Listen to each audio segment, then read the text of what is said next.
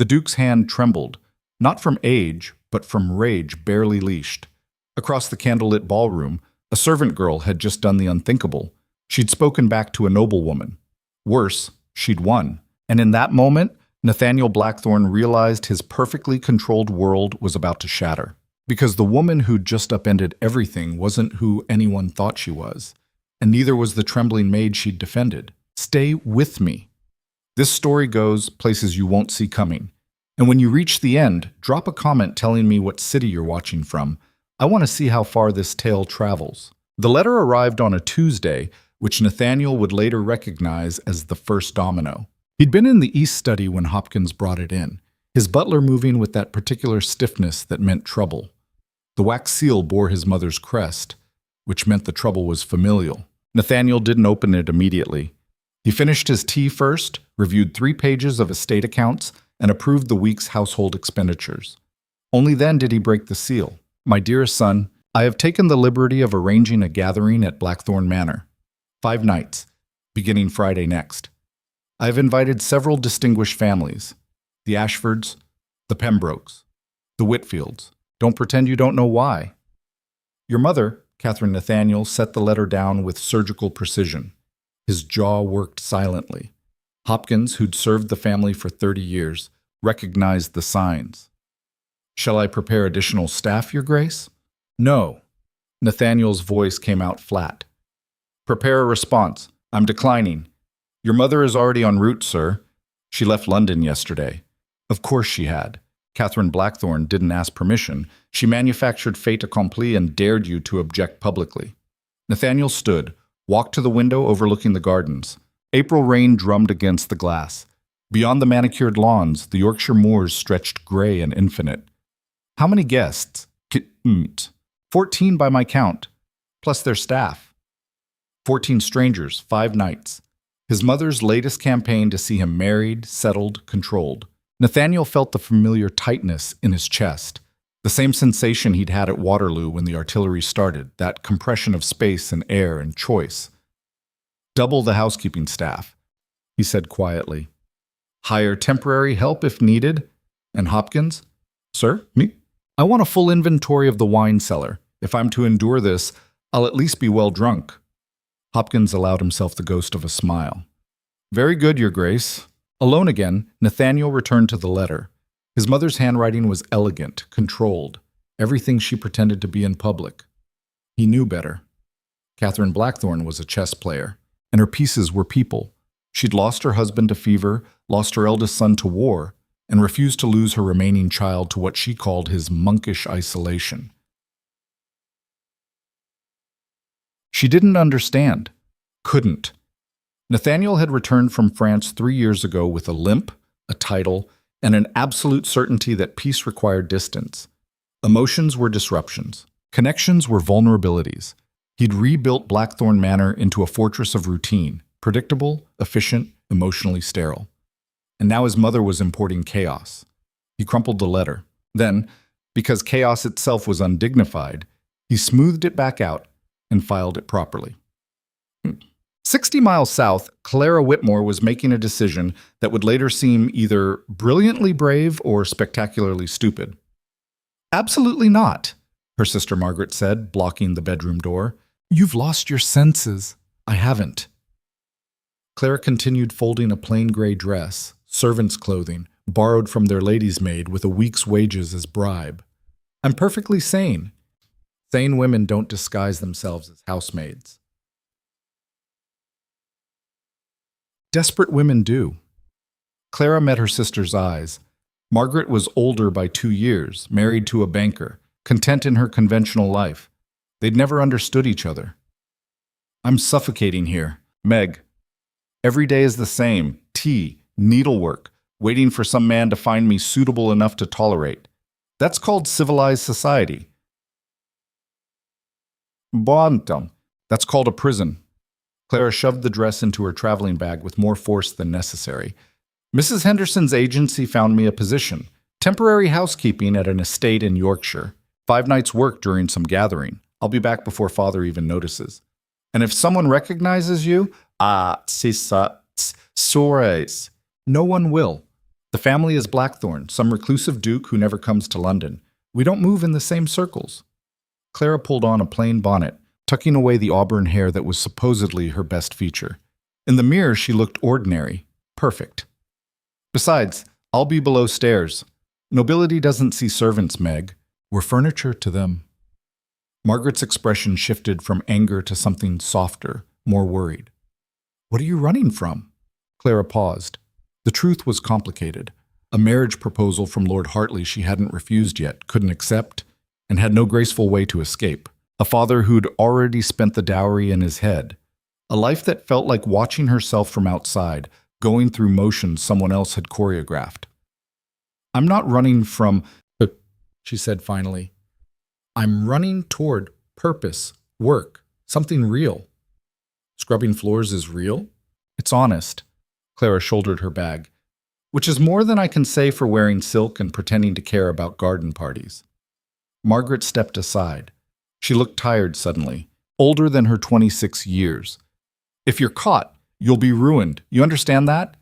If I stay, I'll be ruined anyway, just more slowly. They embraced briefly, awkwardly, two women raised to be ornamental discovering they didn't quite fit the mold, handling it in opposite ways. Clara left through the servants' entrance. The irony wasn't lost on her. The staff arrived at Blackthorn Manor in waves. First the permanent household, Hopkins and Mrs. Bramwell, the housekeeper, leading their subordinates through preparations with military efficiency. Then the temporary additions, hired from the village and surrounding farms. Clara arrived with the second wave, clutching a reference letter that was technically real but deliberately vague. Mrs. Henderson's agency had a reputation for discretion, which Clara had learned was code for, we don't ask questions if you pay extra. The manor itself took her breath away. Not because it was beautiful, though it was in a stark and imposing way, but because it looked exactly like the man who owned it felt in her imagination. Gray stone, severe lines, no unnecessary ornament. The gardens were immaculate but joyless, everything trimmed into submission. You're the new girl? A round-faced woman in her 40s appraised Clara with sharp eyes. I'm Mrs. Bramwell, head housekeeper. You'll take instruction from me or Betty, the senior maid. Which are you, general housekeeping or kitchen? Housekeeping, ma'am. Good. We're short-handed there. Mrs. Bramwell handed her a uniform, plain black dress, white apron, cap. You'll share quarters with the other temporary girls. Third floor, east wing. Meals in the servants' hall at 6, noon, and 8. His Grace keeps military hours, so we do too. No gossip about the family, no fraternizing with male staff, no going above your station. Clear? Yes, ma'am. Have you worked a grand house before? Oh, Clara had visited dozens, been guest of honor in several. I've observed the operations, ma'am. Mrs. Bramwell's eyes narrowed slightly, but she nodded. You'll learn quick or you'll leave. We've got titled guests arriving tomorrow, and His Grace won't tolerate mistakes. Now go settle in. Betty will find you in an hour for afternoon duties. The servants' quarters were cramped but clean. 4 narrow beds, shared wash basin, single window overlooking the kitchen gardens. 2 other girls were already there, unpacking. They introduced themselves as Anne and Josephine, farm girls from the village, thrilled about the wages and terrified of the Duke. They say he fought at Waterloo, Anne whispered, like it was ghost story. Came back different, cold. Whoa. Mrs. Bramwell says he barely talks, Josephine added. Just gives orders and expects perfection. Clara unpinned her hair, letting it fall before gathering it into the severe bun required of housemaids. In the small mirror, she looked unfamiliar to herself. Good. What's the Duchess like? She asked, making conversation. Anne and Josephine exchanged glances. There isn't one, Anne said. That's why this whole gathering is happening. The Dowager Duchess, his mother, she's trying to marry him off, invited every eligible lady in the north. Poor bastards, Josephine muttered, then clapped a hand over her mouth. Sorry, shouldn't speak ill. But Clara smiled. Why poor them? Because he's a duke who acts like a monk. What kind of marriage is that? The kind where no one gets hurt, Clara thought. The kind where expectations are clear and emotions stay buried, and you never risk losing yourself to someone else's whims. She found herself unexpectedly curious about this cold, controlled duke. And curious, in her experience, was the first step toward trouble. Eek. Nathaniel saw the staff increase and felt his sanctuary contracting, the manor filled with bodies, maids hurrying through corridors, footmen arranging furniture, kitchen staff overwhelmed by elaborate menu demands from his mother, who'd arrived that morning in a whirlwind of luggage and opinions. "The blue drawing room needs fresh flowers," Catherine announced, sweeping through the hall like she owned it, which, legally, she didn't, but possession was 9/10 of maternal authority. "And the guest chambers should have fruit baskets." "First impressions, Nathaniel?" He stood at the top of the stairs, watching her orchestrate chaos. "This is unnecessary." "Your loneliness is unnecessary. This is intervention." "I'm not lonely. I'm content." Catherine paused, looked up at him. For a moment, her expression softened into something almost sad.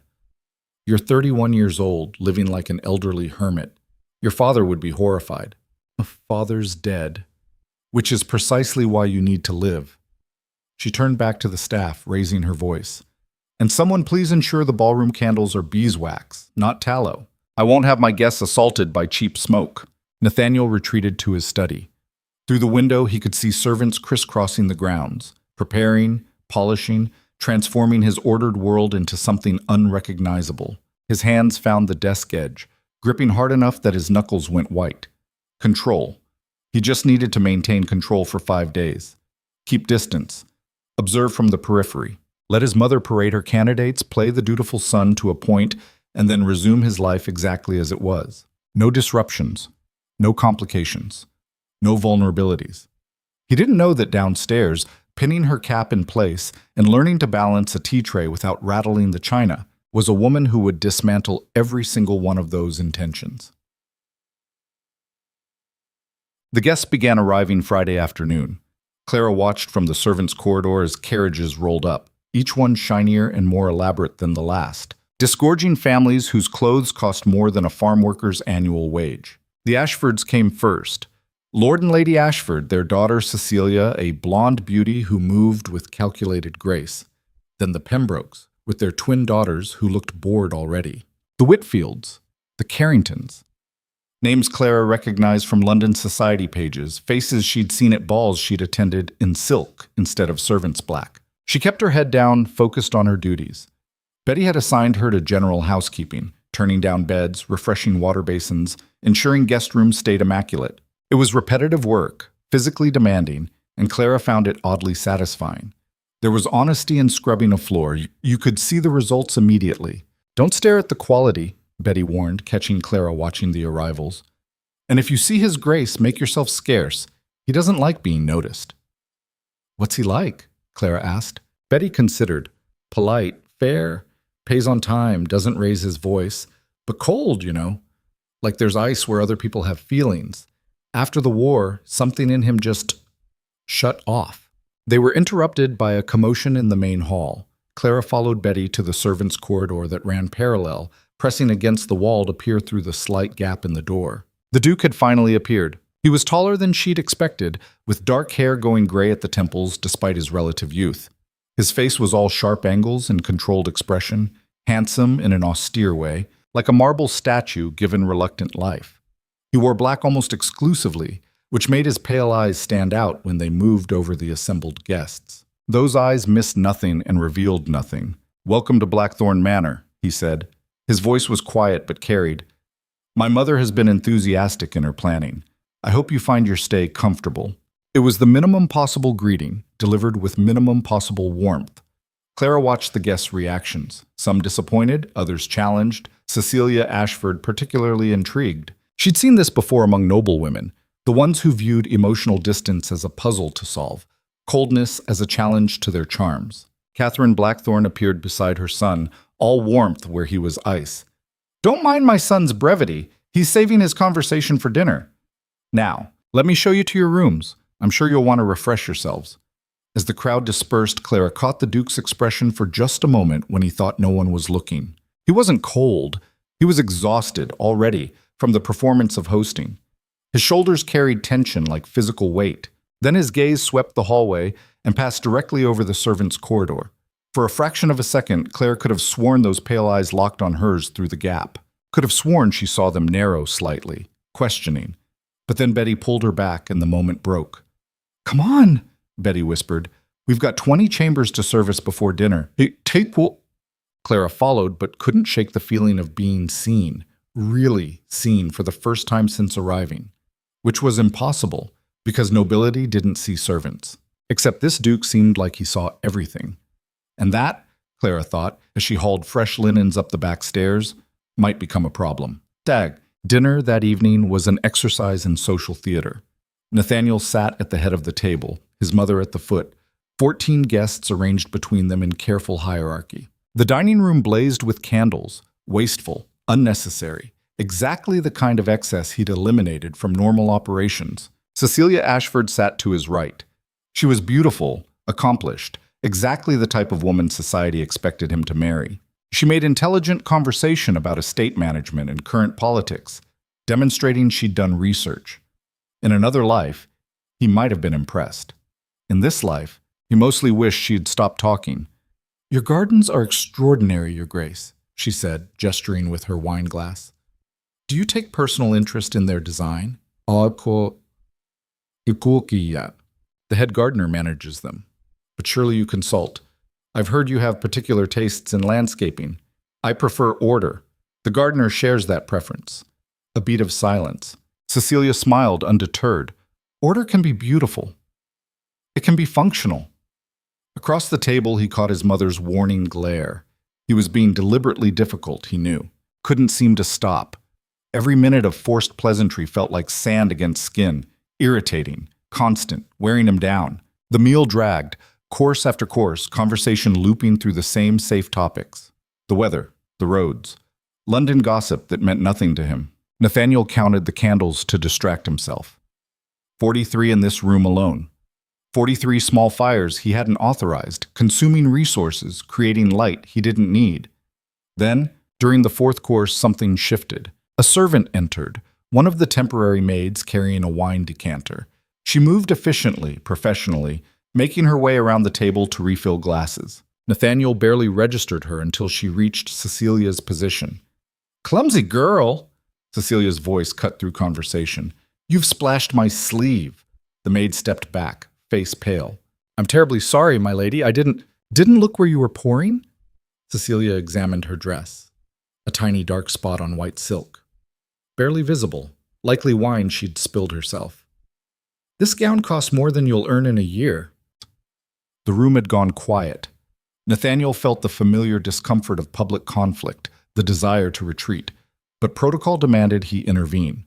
"It's nothing," he said flatly. "Please continue. Miss Ashford." But Cecilia was enjoying herself now, playing to the audience.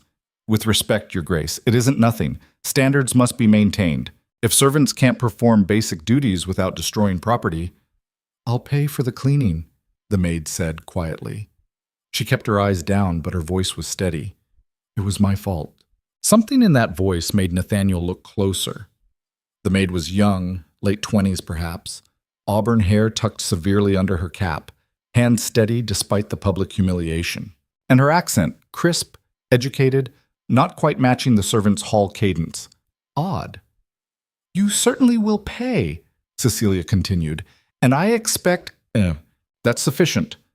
Nathaniel's voice came out harder than intended. The table startled. He rarely raised his volume, which made it effective when he did. "The incident is resolved. Continue serving." The maid curtsied, a perfect practiced curtsy, and retreated. Nathaniel watched her go, that sense of oddness intensifying. Something didn't fit. Conversation resumed awkwardly. Cecilia looked annoyed at being cut off, but she was too well bred to show it, obviously. His mother was giving him a look that promised later conversation. But Nathaniel was distracted. His eyes kept drifting to the servants' entrance, where the auburn-haired maid had disappeared. Who was she? And why did she curtsy like a lady? Maid. In the servants' hall, Clara's hands were shaking as she set down the decanter. "That was close," Betty whispered. "Ashford's daughter is a terror. Last season in London, she got a footman dismissed for looking at her wrong." Clara nodded, not trusting her voice. She'd recognized Cecilia Ashford immediately. They'd been introduced at a garden party 2 summers ago. But Cecilia hadn't recognized her, which meant the disguise held, barely. "You handled it well." Mrs. Bramwell said, appearing from the kitchen. Kept your composure. That's important with quality.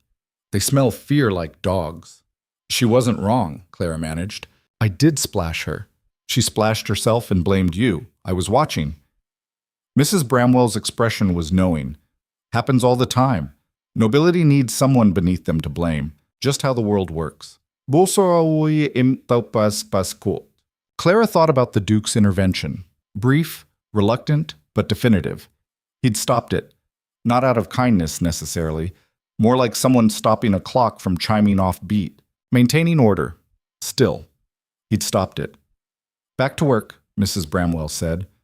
The quality will be retiring to the drawing room shortly. We'll need to clear dinner service and prepare late refreshments. The evening continued in controlled chaos.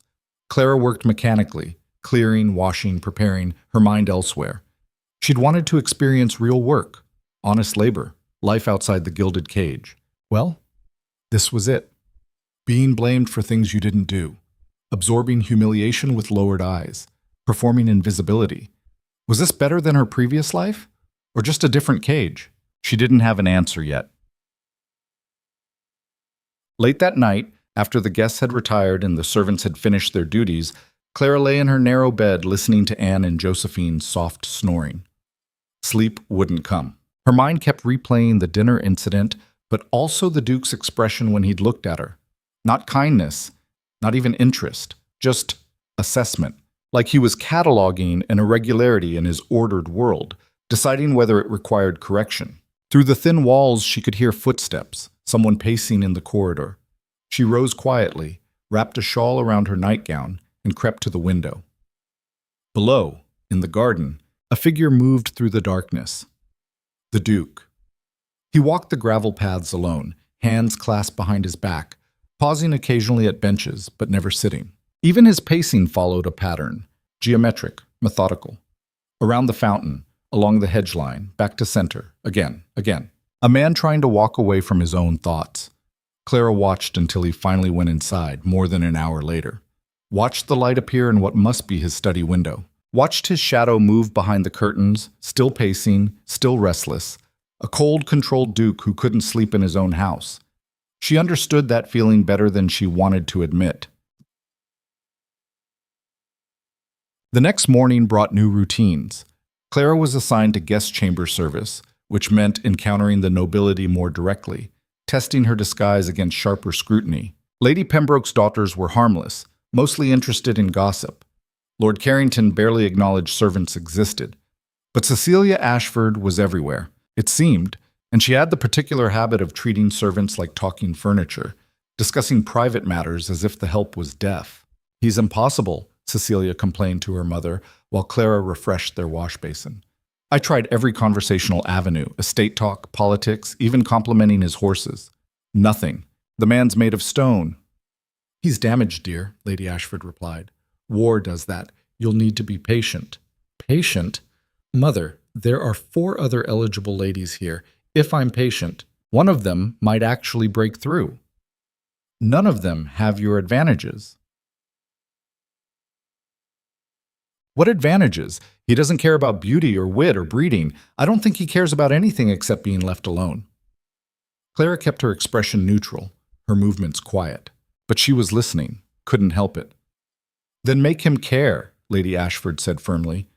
Show him what he's missing. Make yourself indispensable. Men like that need to be shown their own loneliness. They don't recognize it themselves. Cecilia sighed. This would be so much easier if he were merely difficult instead of genuinely broken. Clara's hand stilled briefly on the water pitcher. Broken. The word felt cruel and accurate simultaneously. She finished quickly and left before they could notice her reaction. Gulk. The days developed a rhythm. Mornings, chamber service, breakfast preparation, laundry rotation. Afternoons, the quality entertained themselves with garden walks, card games, reading in the library while servants moved ghost-like through their periphery. Evenings, elaborate dinners that Clara now helped serve, dressed in formal service uniform, face carefully blank. The Duke remained distant. He appeared for meals, made minimum conversation, retreated immediately after. His mother grew visibly frustrated. The eligible ladies grew competitive, each trying new tactics to penetrate his armor. None succeeded. But Clara noticed things. The way he tensed when rooms got too crowded. The way his eyes tracked exits like a soldier expecting ambush. The way he seemed most comfortable in moments of silence, least comfortable when forced to fill them. And stranger still, the way he sometimes looked at servants. Not through them, like most nobility, but at them. Assessing. As if he saw them as people, which made their invisibility something he had to consciously maintain rather than something that came naturally. On the third evening, something happened that would change everything. Catherine Blackthorne had decided to join the servants for their evening meal. Not announce herself, simply appeared in the servants' hall dressed in old borrowed clothes, claiming to be a distant relative helping with the gathering. Mrs. Bramwell nearly fainted. Hopkins went white. But the Dowager Duchess smiled serenely and sat among the shocked staff. "Carry on," she said cheerfully. "I simply wanted to see operations from a different perspective. Don't mind me. It was madness. Eccentric nobility playing at poverty, treating servitude like a costume party." Clara felt simultaneous annoyance and reluctant admiration. At least the woman was trying to understand the world her staff inhabited, even if the method was patronizing. What Catherine didn't anticipate was how the temporary staff, not knowing her, would treat her. "Pass the bread, grandmother," one of the scullery maids said casually, assuming she was exactly what she claimed, some elderly relative working for wages. Catherine passed it, looking delighted. And that's how the evening proceeded. The Dowager Duchess of Blackthorne, serving soup and clearing plates and washing dishes alongside servants who thought she was just another working woman. She asked questions, learned names, listened to gossip about the quality upstairs, including some rather unflattering observations about her own son. "He's not cruel," Betty said, defending the Duke. "Just absent. Like he's here but not here, you know?" "Haunted," Anne agreed. "My da fought in the wars, came back the same way. Some men leave parts of themselves on battlefields." Catherine's expression shifted, something raw and painful crossing her face before she controlled it. Clara watched from across the table, realizing two things simultaneously. First, this woman genuinely loved her damaged son. Second, she had no idea how to reach him either. The evening ended with Catherine thanking the staff, still in character, and retreating to wherever she was actually sleeping. The servants dispersed, amused by the strange old woman, oblivious to her true identity. All except Clara. She'd recognized Catherine Blackthorne immediately. They'd been introduced briefly at a London charity function. But she said nothing, because in that moment she understood what the Duchess was doing. Testing. Observing. Trying to understand the world her son had built from the inside. It was exactly what Clara herself was doing. Two women in disguise for opposite reasons, accidentally allied in trying to understand one impossibly isolated man. Clara lay awake again that night, thinking about loneliness. The Duke's loneliness, which he wore like armor. His mother's loneliness, masked by social enthusiasm. Her own loneliness, which had driven her to this mad impersonation in the first place. All of them isolated in different ways. All of them hiding. Tomorrow was the ball. The grand event Catherine had planned as her final push to see Nathaniel engaged. Every guest would be in formal glory. The servants would work from dawn to midnight. And Clara would have to navigate the evening without being recognized by people she danced with in her real life. The thought should have terrified her. Instead, she felt something almost like anticipation, because chaos was coming to Blackthorne Manor. And chaos, she was starting to believe, might be exactly what its Duke needed, whether he wanted it or not. The ballroom transformation began at dawn. Clara found herself part of a small army of servants hauling furniture, polishing floors until they gleamed like dark mirrors, hanging garlands that filled the air with the scent of hothouse roses. Another extravagance the Duke would never have approved, but his mother had ordered anyway. "Higher on the left," Mrs. Bramwell called out, directing two footmen wrestling with an enormous chandelier. "His Grace wants symmetry, even if he claims not to care about the ball at all." Clara was on ladder duty, securing silk ribbons to the upper moldings. Her arms ached. Her fingers were raw from the rough texture of the decorative rope. Below, Betty coordinated the floor team, their movements synchronized like dancers who'd rehearsed this particular performance 100 times. You're good with heights, a voice said. Clara looked down. Catherine Blackthorne stood there, still dressed in her servant disguise, though she'd added a kerchief that made her look more charwoman than distant relative. The Duchess smiled up at her with disconcerting directness. Thank you, ma'am, Clara said carefully. Most young women would be terrified up there. You seem comfortable. I climbed trees as a child. My father despaired of ever making me proper. It slipped out before Clara could stop it. Too specific, too revealing. She tensed, waiting for recognition to dawn in Catherine's eyes. But the Duchess simply laughed. My son climbed trees too. Drove his tutors mad. Funny how propriety beats the joy out of children, isn't it? Catherine's expression shifted, became assessing. What's your name, dear? Clara, ma'am. At least that part was true. Well, Clara, you have an educated voice for housekeeping work. The air seemed to thin. Clara kept her hands busy with the ribbons, fighting the urge to look away. Guilt always showed in averted eyes. My mother taught school before she married. She valued learning. Smart woman. Catherine accepted this, but something in her gaze suggested she was filing the information away. Tell me, what do you think of all this? She gestured at the ballroom's excess. An odd question. Servants weren't supposed to have opinions about the quality's choices. It's very beautiful, ma'am. That's not what I asked. Clara hesitated, carefully descended the ladder, buying time. When she reached the ground, she met Catherine's eyes directly. A calculated risk. I think it's a great deal of effort for one evening's entertainment. Diplomatic. Catherine's smile widened. The honest answer? Something in Clara snapped. Maybe it was exhaustion. Maybe it was the absurdity of two disguised women pretending to be something they weren't while discussing the authenticity of excess. I think you're trying to force happiness into a house that's chosen emptiness. And I think it won't work, because happiness can't be imported like French wine. The words hung between them. Too bold. Too familiar. Clara waited for dismissal, or worse. Instead, Catherine laughed, a genuine sound of surprised delight. Oh, I like you. You're wasted on housekeeping, Clara who climbed trees. Stay close during the ball tonight. I have a feeling you'll be useful. She swept away before Clara could respond, leaving her standing there with her heart hammering and Betty staring at her like she'd lost her mind. Are you insane? Betty hissed. Talking to quality like that? She asked for honesty. They never actually want honesty. They want flattery dressed as truth. Betty shook her head. You're lucky she found it charming instead of insolent. Clara returned to her ladder, but her hands were shaking now. She'd been reckless, playing her role too loosely, forgetting that disguise required constant vigilance. One slip with the wrong person and everything would unravel.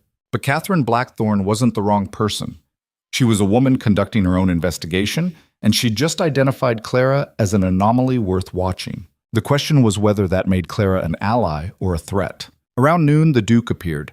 He stood in the ballroom doorway, surveying the transformation with an expression that could generously be called resigned, and more accurately be called trapped. His mother materialized beside him, this time in her actual clothes, the disguise apparently abandoned for direct confrontation. It's magnificent, isn't it? Catherine said. It's unnecessary. Nathaniel's voice was flat. Mother, this gathering was supposed to be a simple house party. You've turned it into a siege. I've turned it into an opportunity. There's a difference. An opportunity for what? Public humiliation? Forced matchmaking? Watching eligible ladies compete for a title while I pretend interest? Clara, arranging flowers near the east wall, kept her head down but her ears sharp. The Duke's frustration was bleeding through his usual control, voice rising slightly, words coming faster. An opportunity for life, Catherine said quietly. Nathaniel, you're dying by inches in this house. You think I don't see it? You think isolation is healing you? Isolation is protecting me. From what? The Duke didn't answer immediately. His jaw worked, hands clasping and unclasping behind his back. When he finally spoke, his voice had returned to that careful flatness. From caring about things I can't control. From investing in people who leave. From the chaos that comes with connection. I learned those lessons in blood and mud, Mother. Don't ask me to unlearn them for your comfort. So I'm not asking for my comfort, Catherine's voice cracked slightly. I'm asking because you're my son, and I'm watching you choose a living death over living. The silence stretched. Clara risked a glance and saw Nathaniel's face, not cold now, but anguished. A man at war with himself, fighting battles no one else could see. Then the mask slammed back down. I'll attend your ball. I'll be civil to your guests. But don't mistake performance for transformation. This changes nothing. He left. Catherine stood alone in the ballroom's center, surrounded by beauty she'd orchestrated and emptiness she couldn't fix.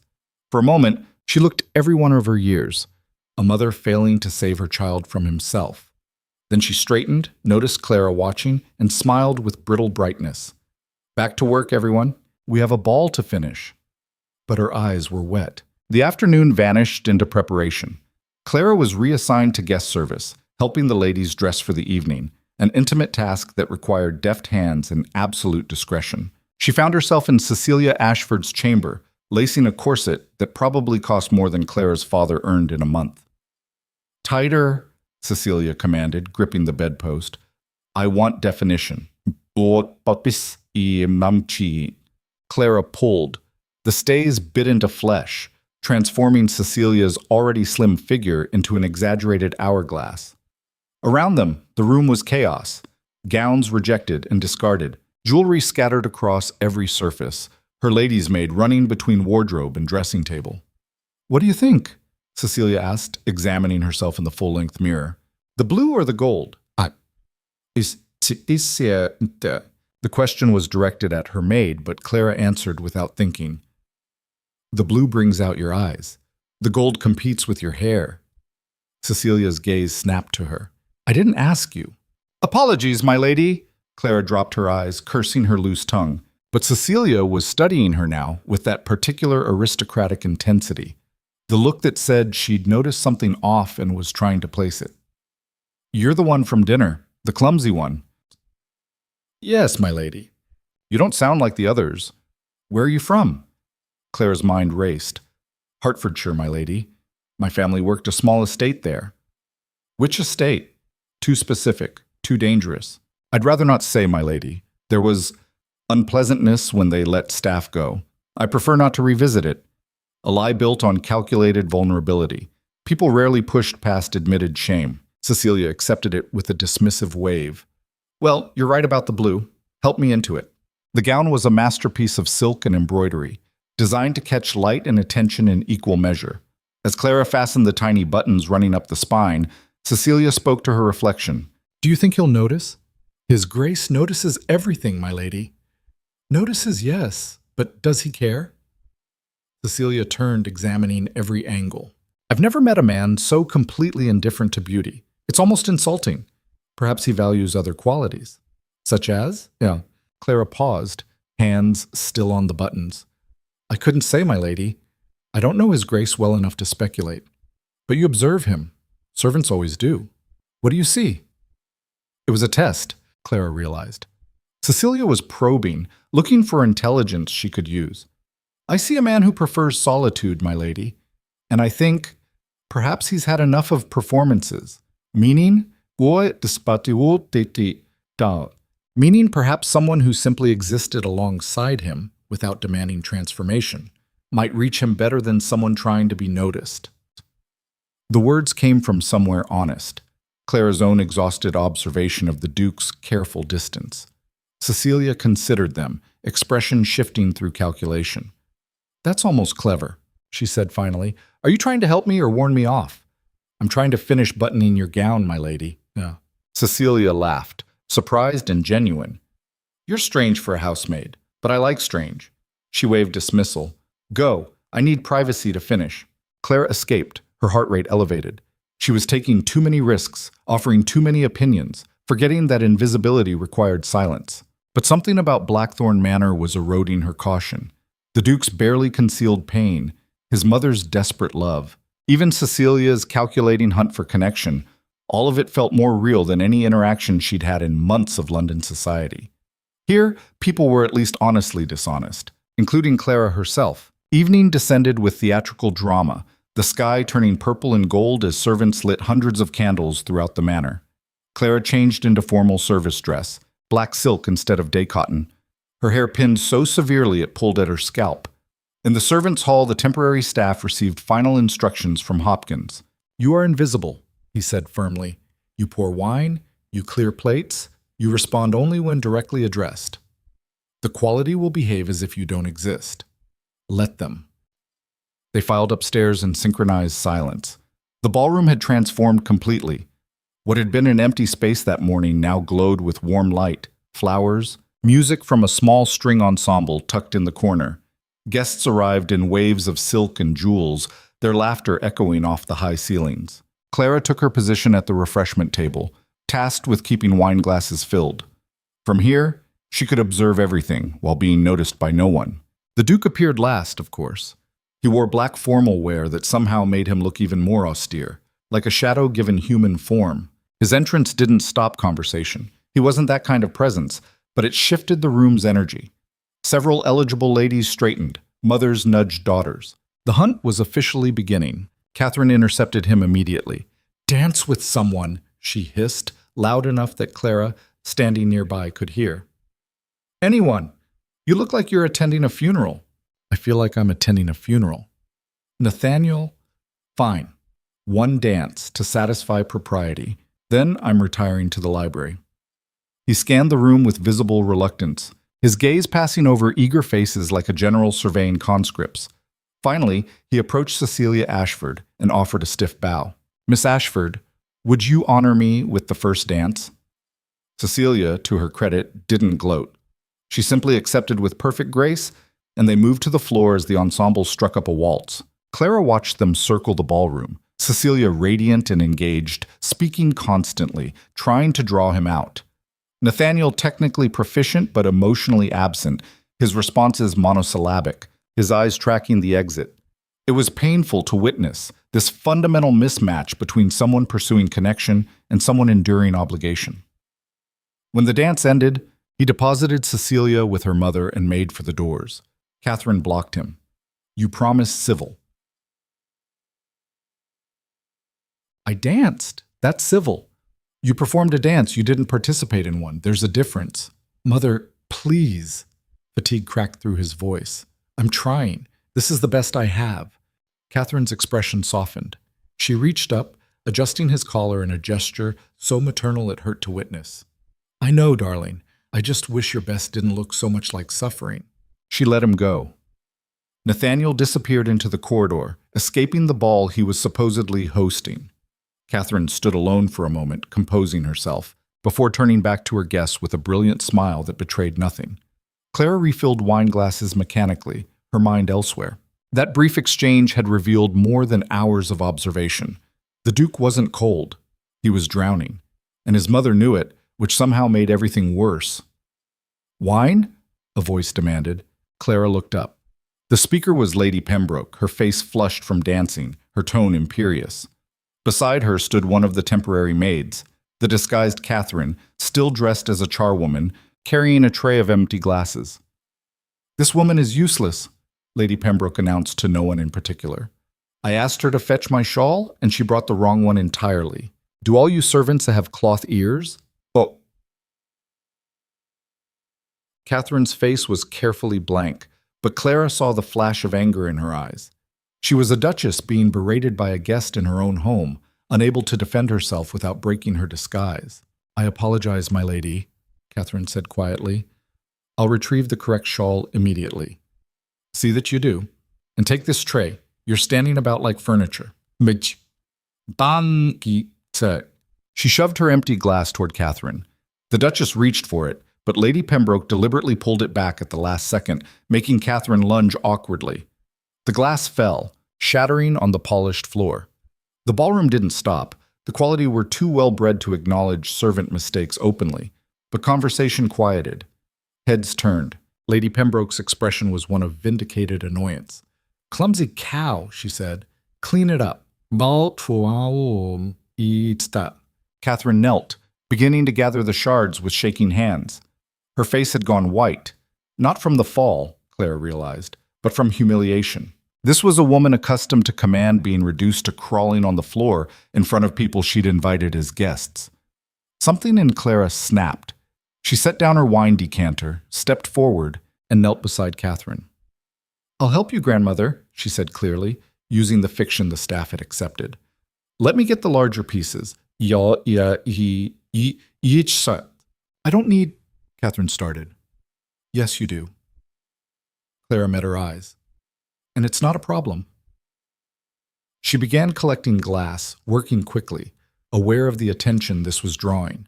Lady Pembroke made an impatient sound. "One of you fetch my shawl. Both of you kneeling there is excessive." Clara looked up at her, looked directly at her, which servants weren't supposed to do. "With respect, my lady, I'm helping an older woman who was treated discourteously. Your shawl can wait 30 seconds. The ballroom went completely silent. Lady Pembroke's eyes widened. "How dare you speak to me that way? How dare you deliberately humiliate someone for your entertainment?" Clara stood, still holding glass shards, her voice level but carrying. She apologized. She offered to correct her mistake. "You chose cruelty instead of grace." "You insolent. Who do you think you are?" "Someone who recognizes bullying when she sees it." The room had become a frozen tableau. Dancers stopped mid-step, conversations abandoned. Every eye on this confrontation between a noble woman and a servant who'd forgotten her place. Catherine was staring at Clara with an expression caught between horror and something that looked almost like pride. Then, from the doorway, a voice cut through the tension. "What is happening here?" The Duke had returned. Nathaniel stood framed in the entrance, his expression unreadable, but his presence electric. The crowd parted instinctively. He walked forward with measured steps, taking in the scene, the broken glass, his mother on her knees still in disguise, Clara standing between her and Lady Pembroke like a barrier. His eyes found Clara's, held them for a long, searching moment. "Your servant attacked me verbally," Lady Pembroke said, recovering first.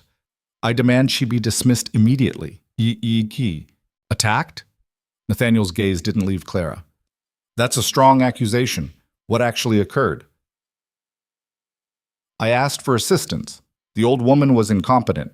And this one," she gestured at Clara with disgust, "became insubordinate when I expressed displeasure." "Is that accurate?" Nathaniel asked. He was speaking to Clara directly, which violated every protocol. Clara could have backed down. Should have. One apology and the moment would pass. Instead, she said, "No, Your Grace, that's a convenient interpretation. The truth is Lady Pembroke deliberately caused an accident, then insulted this woman for her own amusement. I intervened because cruelty to servants seemed inconsistent with the courtesy you attempt to maintain in your home." Audible gasps. Someone muttered that the maid had lost her mind. Lady Pembroke looked triumphant, certain she'd won. But Nathaniel's expression had shifted. Something in his face cracked open. Not anger, but recognition. He looked at the disguised Catherine, really looked at her, and Clara saw the moment he understood. His jaw tightened. "Lady Pembroke, I believe you owe someone an apology. I most certainly do not. This old woman you've been abusing is my mother." The silence that followed could have shattered crystal. Catherine slowly rose from her kneeling position, removing her kerchief, letting her features be fully seen. The disguise had been good, costume and posture changing her considerably, but now that guests knew to look, recognition dawned in horrified waves.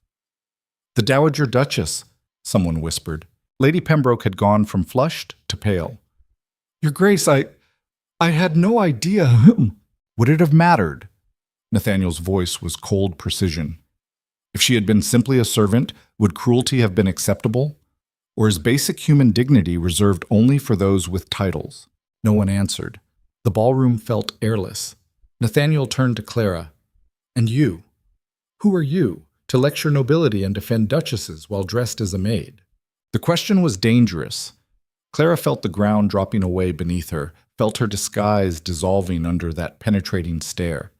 But she'd gone too far to retreat now. "Someone who believes station doesn't excuse behavior, Your Grace." That's not an answer. It's the only answer that matters. Wait. They stared at each other. Duke and supposed servant, locked in a battle of wills neither seemed willing to lose. Around them, the guests watched with fascinated horror, witnessing a social implosion in real time. Then Nathaniel did something unexpected. He smiled. It wasn't warm, it wasn't kind, but it was genuine, a crack in his armor showing something alive underneath. You're either remarkably brave or remarkably stupid. I haven't decided which. May I suggest both, Your Grace? That surprised a short laugh out of him. The sound seemed to surprise him more than anyone else. He turned back to the assembly, his expression hardening again. This evening is concluded. I thank you for your attendance. Nathaniel, Catherine started. Mother, you staged an experiment in class observation. It's revealed exactly what you hoped, that some of our guests value status over character. Consider it successful. Now I'm ending it before it becomes more grotesque. He walked out. The ballroom erupted in chaos, guests arguing, Catherine trying to restore order, Lady Pembroke demanding satisfaction for insult, the musicians uncertainly attempting to continue playing. In the confusion, Clara slipped away, her hand still holding glass shards, her heart hammering against her ribs. She'd just committed social suicide. Worse, she'd exposed herself. Not fully, but enough that the Duke was questioning her identity. By morning, she'd probably be dismissed, possibly investigated, certainly humiliated. But as she dumped the glass in a waste bin and leaned against the servants' corridor wall, trying to catch her breath, she felt something unexpected. She felt alive. For the first time in years, she'd acted instead of performed, spoken truth instead of pleasantry, defended someone who needed it rather than flattering someone who expected it. And the Duke had laughed. Footsteps approached. Clara straightened, expecting Mrs. Bramwell or Hopkins with her dismissal. Instead, Catherine Blackthorne appeared, still in her servant's costume, her face unreadable. That was either the bravest or most foolish thing I've ever witnessed, the Duchess said. Your son suggested the same, Your Grace. He would. You two are remarkably similar, both allergic to pretense, both willing to self-destruct rather than bow to convention. Catherine stepped closer, her eyes searching. Who are you really, Clara, who climbed trees? The moment of truth. Clara could lie, could fabricate another layer of fiction. But she was exhausted from performing, and this woman had just knelt in broken glass beside her. She deserved honesty. Someone running from a cage of silk, Clara said quietly. Someone who wanted to know what real work felt like. Someone who thought disguise would give her freedom, but instead found a different kind of trap. Catherine absorbed this. Your quality, then, hiding among servants. Does it matter? To most people, yes. To me?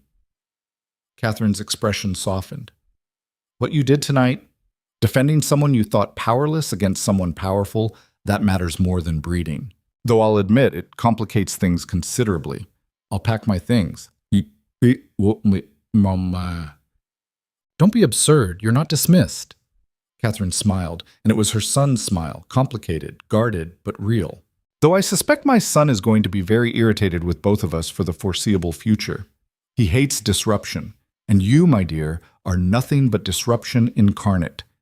She left Clara standing in the corridor, her words echoing. Disruption incarnate.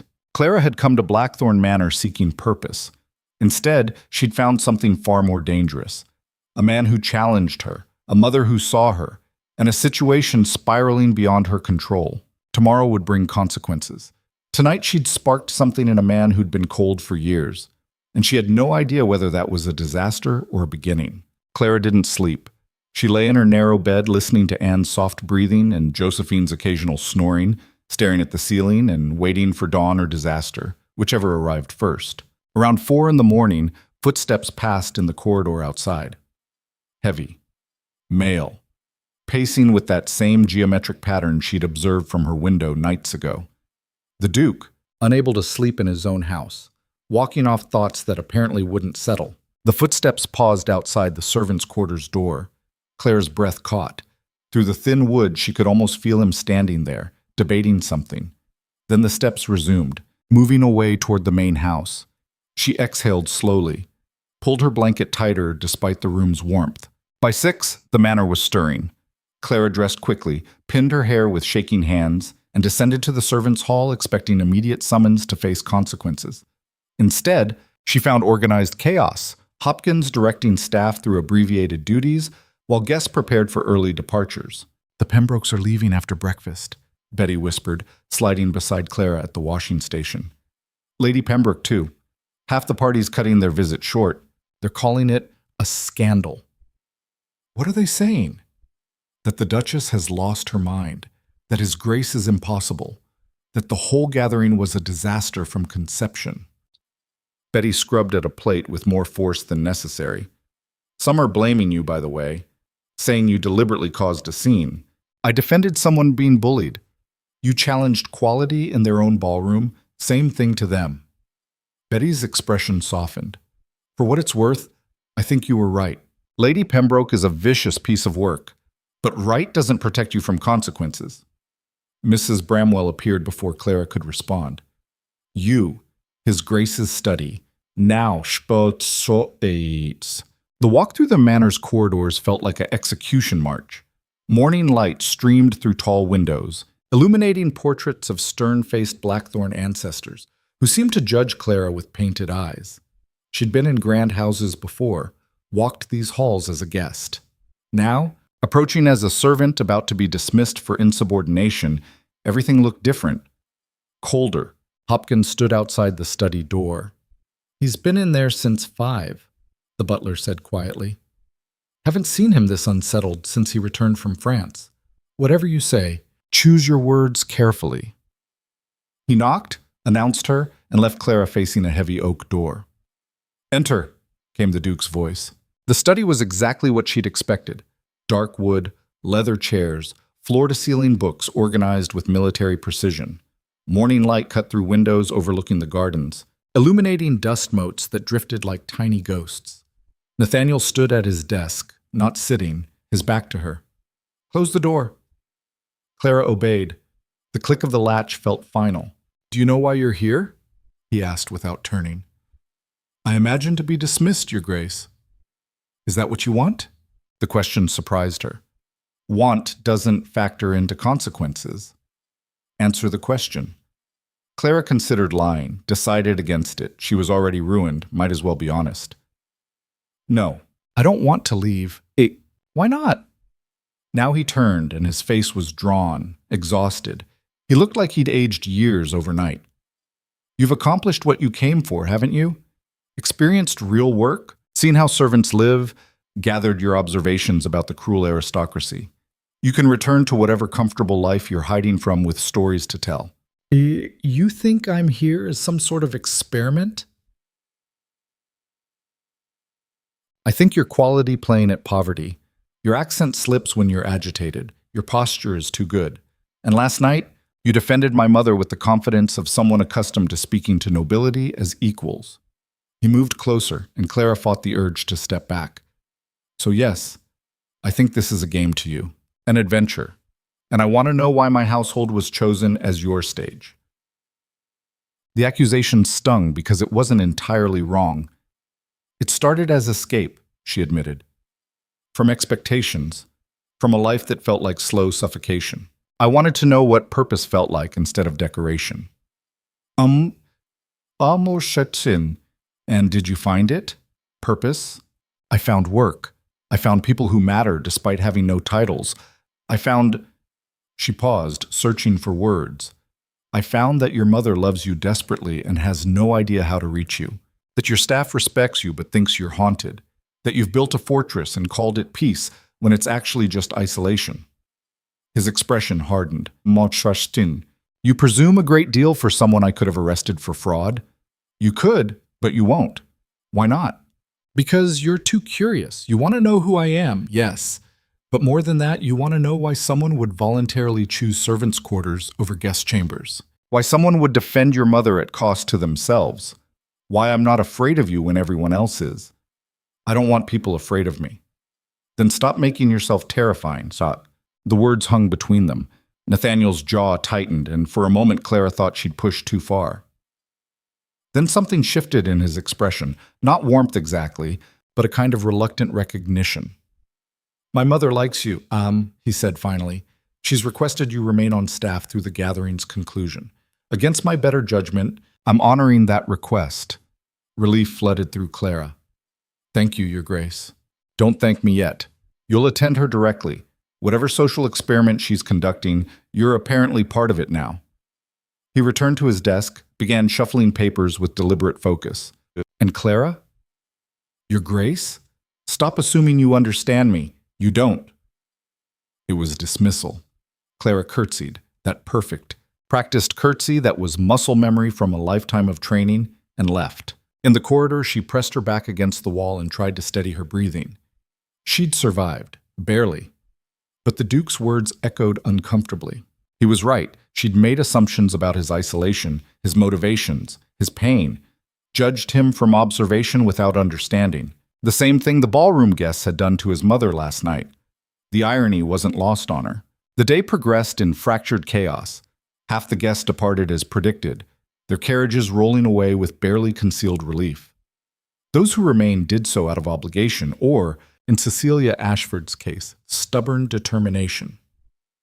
They're cowards, Cecilia announced to her mother over breakfast, a meal Clara served, carefully invisible. Running from a little scandal. I'm not so easily discouraged. Darling, perhaps discretion? Discretion is for people without strategy.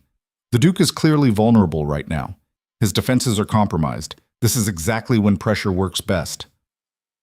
Clara refilled coffee, her face neutral, her thoughts racing.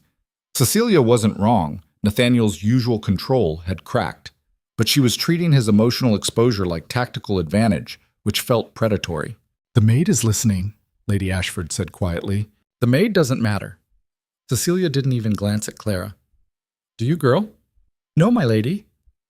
See? Furniture with hands. Now, about approaching the Duke. Clara stopped listening. Carried the coffee pot back to the kitchen where Mrs. Bramwell was directing the reduced staff through scaled-down operations. You're wanted upstairs, the housekeeper said. Her Grace's chambers. Catherine's room was in the family wing, considerably grander than guest quarters. The Duchess sat at her vanity, still in her dressing gown, looking exhausted and oddly vulnerable without the armor of formal dress. Close the door, she said, catching Clara's reflection in the mirror. We need to talk honestly. Clara obeyed, stood with her hands folded, waiting. My son believes your quality hiding among servants. Is he correct? No point lying now. Yes, Your Grace. Family name? Whitmore, Your Grace. Catherine's eyes widened slightly. Whitmore of Hertfordshire. Your father is Baron Whitmore. Yes. And you're here because... Clara had rehearsed this explanation a dozen times in her head. It still came out messy. Because I was suffocating. Because Lord Hartley proposed and my father accepted before asking me, and I couldn't find the words to refuse because I'm supposed to be grateful for such an advantageous match. Because every day felt like watching someone else live my life while I stood outside myself screaming, She stopped, horrified by her own vehemence. Catherine watched her with an expression Clara couldn't decipher. So you fled into servitude.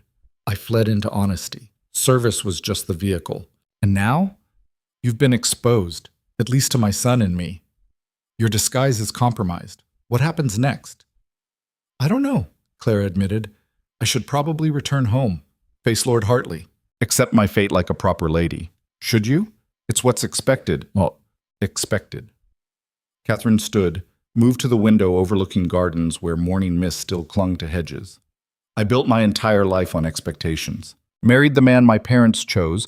Thankfully, I grew to love him, but that was luck, not design. Raised sons to be proper heirs, became the perfect Duchess. And you know what all that expectation got me? Clara waited. A dead husband, a dead eldest son, and a surviving son so damaged by war and loss that he can't let anyone close for fear they'll leave too. Catherine's voice cracked.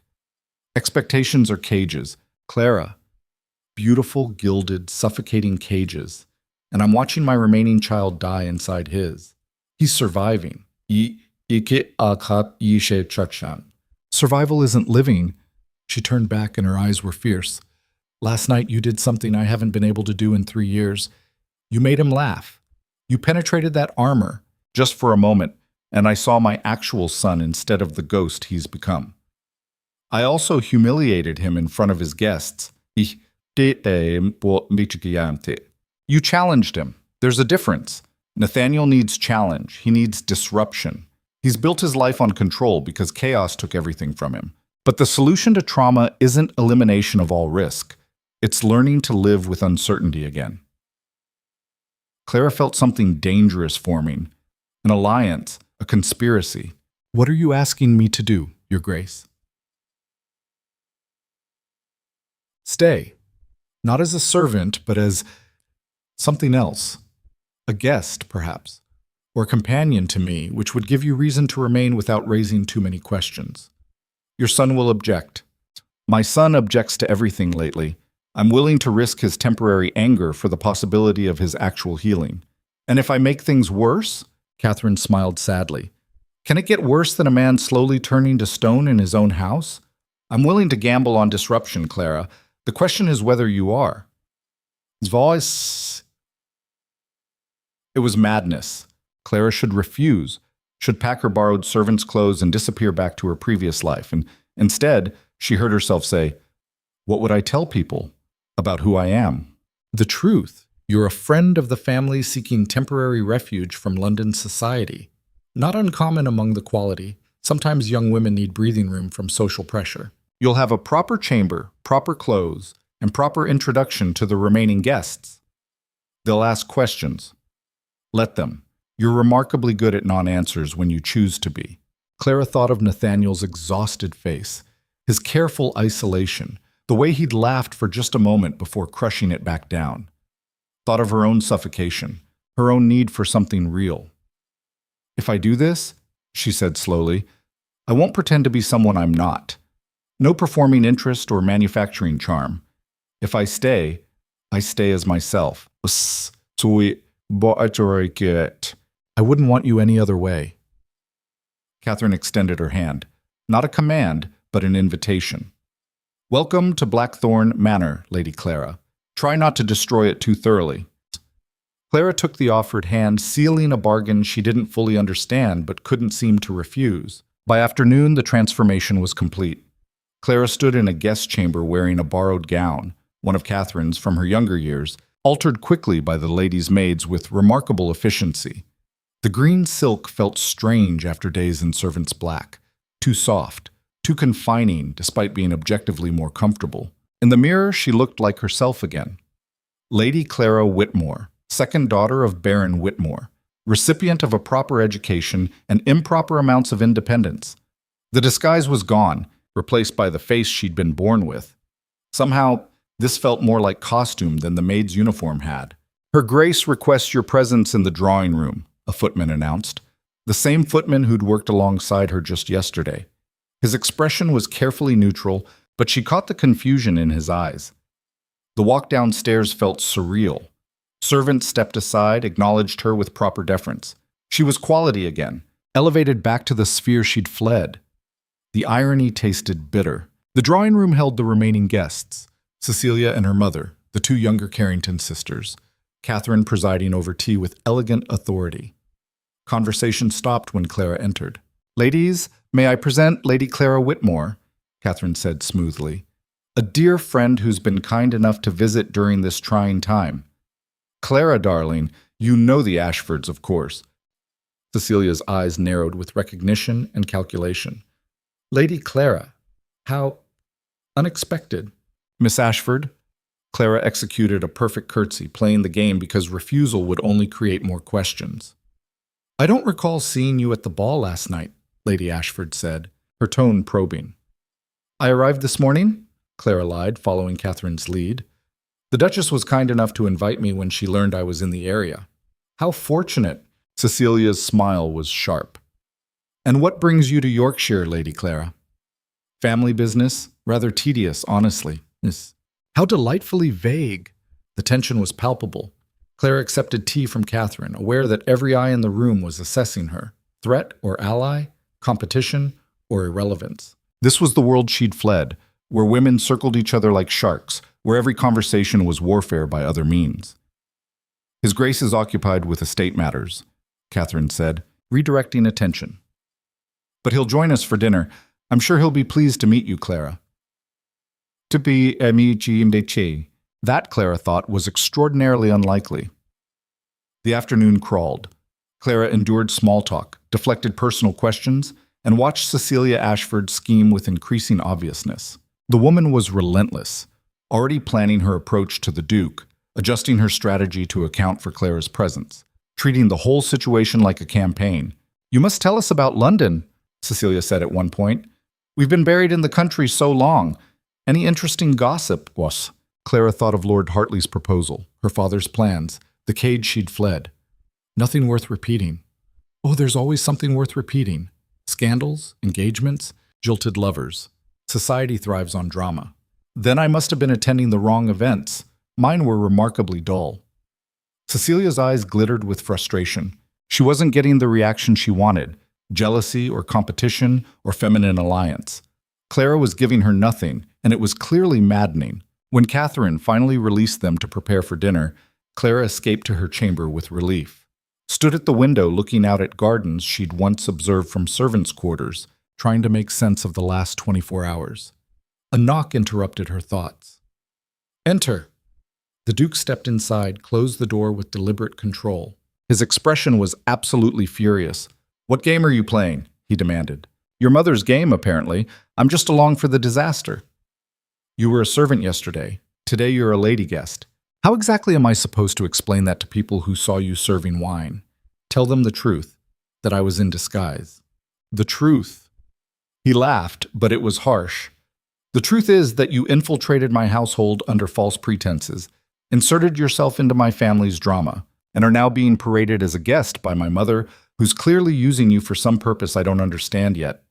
"Or," Clara said quietly, "the truth is that I'm someone who needed escape, and your mother recognized a kindred spirit, someone else trapped by expectations, trying to survive them." "I'm not trapped. You're the most trapped person I've ever met." His hands clenched at his sides. "You don't know me. I know you can't sleep. I know you pace your gardens at 4 a.m. I know you ended a ball early because watching your mother be humiliated was more unbearable than maintaining social obligations." Clara stepped closer, reckless. "I know you laughed last night, and it surprised you more than anyone else because you've forgotten what genuine emotion feels like." "Stop. Why? Because it's uncomfortable? Because you prefer everyone maintaining polite distance and pretending you're fine? Because you're dangerous?" The words came out raw. "You see too much, say too much, disrupt too much. I built my life on control for reasons you can't understand, and you're systematically destroying it. Maybe it needed destroying. Maybe you should leave before you cause more damage." They stood close enough that Clara could see the exhaustion in his eyes, the fear beneath the anger. This was a man terrified of connection, terrified of loss, choosing isolation because it felt safer than risking either. "I'm not leaving," she said. "Your mother asked me to stay. I agreed." "Why?" "Because I'm tired of running from difficult things. And because someone in this house needs to tell you the truth instead of walking on eggshells around your pain. You think that's helping? I think it's honest. Which is more than most people are giving you." Nathaniel stared at her, something shifting behind his eyes, anger bleeding into something more complicated. "You're infuriating. You're terrified." "Of what?" "Of discovering that isolation isn't protecting you. It's killing you." "What?" The words landed like a physical blow. Nathaniel stepped back, his composure cracking visibly. For a moment, Clara thought he might shout, might finally unleash whatever he'd been holding back. Instead, he turned and walked out, leaving the door open behind him like an escape route. Clara sank into the nearest chair, her hands shaking. That confrontation had been reckless, possibly catastrophic. She'd pushed too hard, said too much, violated every rule of polite discourse. But she'd also told the truth, and truth she was learning was the most dangerous weapon of all. Dinner was excruciating. Nathaniel appeared, was introduced to Lady Clara, and proceeded to ignore her completely, a calculated snub that everyone noticed but no one acknowledged directly. He focused his minimal conversation on the Ashfords, answering Cecilia's determined questions with monosyllables. Clara watched him perform, saw the mask firmly in place, the walls rebuilt higher than before. Their earlier confrontation had driven him deeper into his fortress, not out of it. Catherine caught her eye across the table, expression questioning. Clara gave the slightest shake of her head. Whatever the Duchess had hoped Clara's presence would accomplish, it was backfiring spectacularly. After dinner, the party moved to the music room. Cecilia volunteered to play piano, a calculated display of accomplishment. She was genuinely talented, Clara admitted privately, her fingers moving across keys with practiced grace. "Lady Clara," Cecilia called when she finished to polite applause. "Do you play?" "A challenge." "Poorly," Clara lied. "Oh, you must try anyway." "I insist." It's...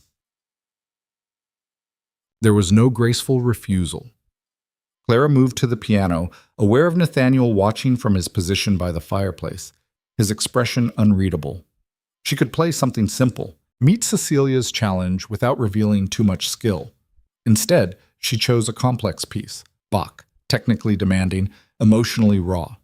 Her fingers found the keys and she stopped thinking. Let muscle memory take over, poured every confused emotion from the last week into the music. The room fell silent, not polite performance silence, but genuine arrested attention. Clara played like she was exorcising demons, the music building and crashing and building again. Technical precision, married to emotional honesty in a way that made the performance something more than mere accomplishment. When she finished, her hands were shaking. She'd revealed too much, been too honest again. That was... Cecilia's voice faltered. Unexpected. "You said to try," Clara said quietly, rising from the bench. "I didn't realize you were a prodigy." "I'm not. I'm just someone who feels too much and uses music to survive it." She walked past Nathaniel without looking at him, needed air, needed escape from the weight of performance and pretense. Found herself in the gardens despite the evening chill, walking paths she'd memorized from servants' window observations. Footsteps behind her. She didn't turn, already knew who it was. "That was cruel," Nathaniel said. "Playing piano?" "Being that honest, making everyone in that room feel your pain." Clara stopped walking, turned to face him in the half-light of the gardens, illuminated by windows and the distant moon. "Would you prefer I'd perform something pretty and emotionless? Given them technical perfection with no soul? I'd prefer you stop making me feel things I've worked very hard not to feel." "What things?" He stepped closer. Recognition, understanding, the dangerous possibility that someone might actually comprehend this. He gestured vaguely at himself. "This broken thing I've become." "You're not broken." "Yes, I am. War broke me. Loss broke me. I came home in pieces, and the only way to survive was to stop feeling, stop connecting, stop risking anything that could shatter me further." His voice was rough, unsteady.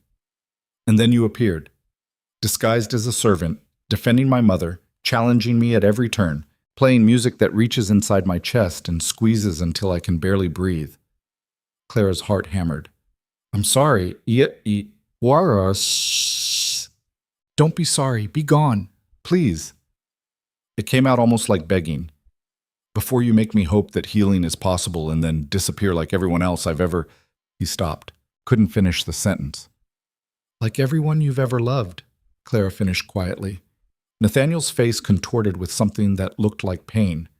"Leave, Clara. Tomorrow. Make an excuse. Return to your life. Because if you stay, I'll..." He stopped again, turned away. "Just leave." "No." "Why not?" "Because you're right.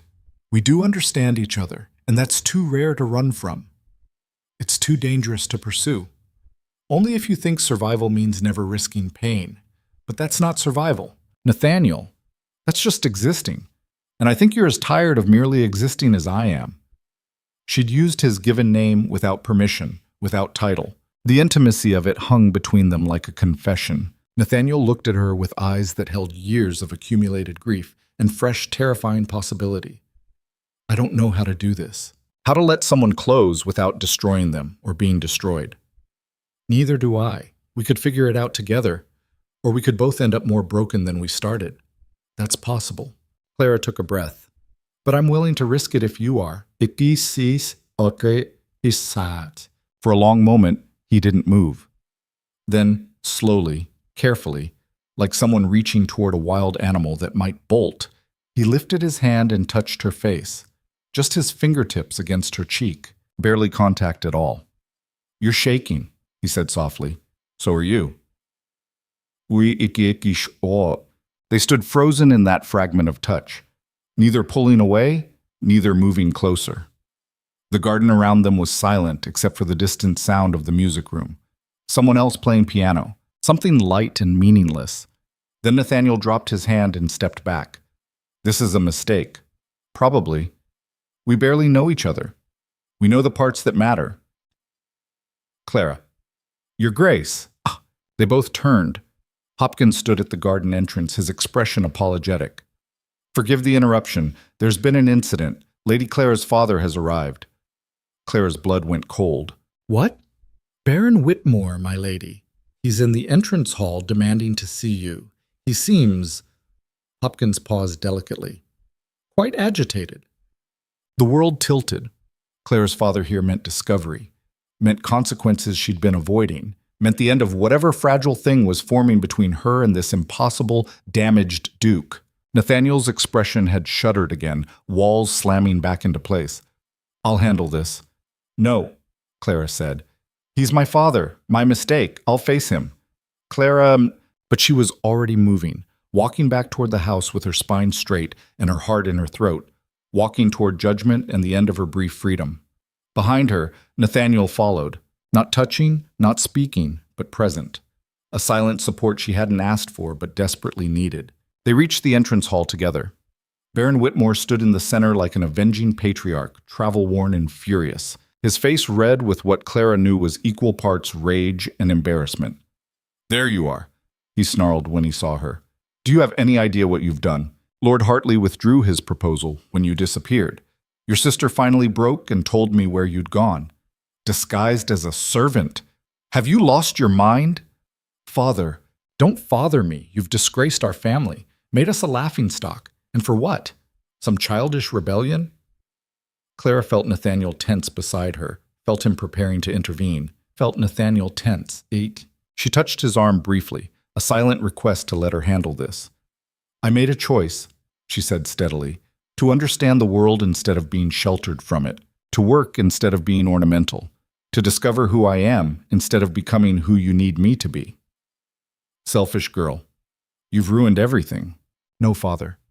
You ruined everything when you accepted Lord Hartley's proposal without consulting me, when you decided my future without my input, when you made me a transaction instead of treating me like a person." Her father's face went darker. "How dare you speak to me? That's enough." Nathaniel's voice cut through the hall like a blade. "Baron Whitmore, this is my home. You will moderate your tone, or you will leave.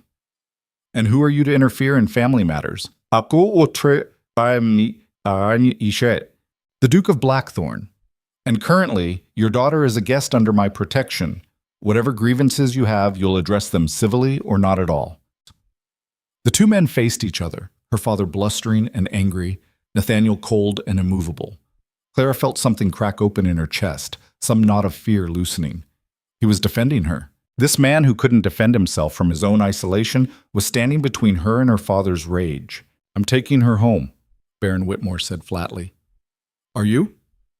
Nathaniel looked at Clara. "Is that what you want?" The question hung in the air. Everyone waited. Her father, Nathaniel, Hopkins watching from the doorway, Catherine appearing on the stairs having heard the commotion. Clara looked at her father, saw the man who'd raised her, provided for her, and never once asked what she wanted because daughters were assets to be managed, not people with their own desires. Then she looked at Nathaniel, saw a man as damaged and struggling as herself, but willing to fight for her agency even when he couldn't fight for his own. "No," she said clearly. "I'm staying. You don't have a choice." "Yes, father, I do. I'm of age, legally independent if I choose to be. You can't force me." "I can cut you off, leave you penniless." "Then do it."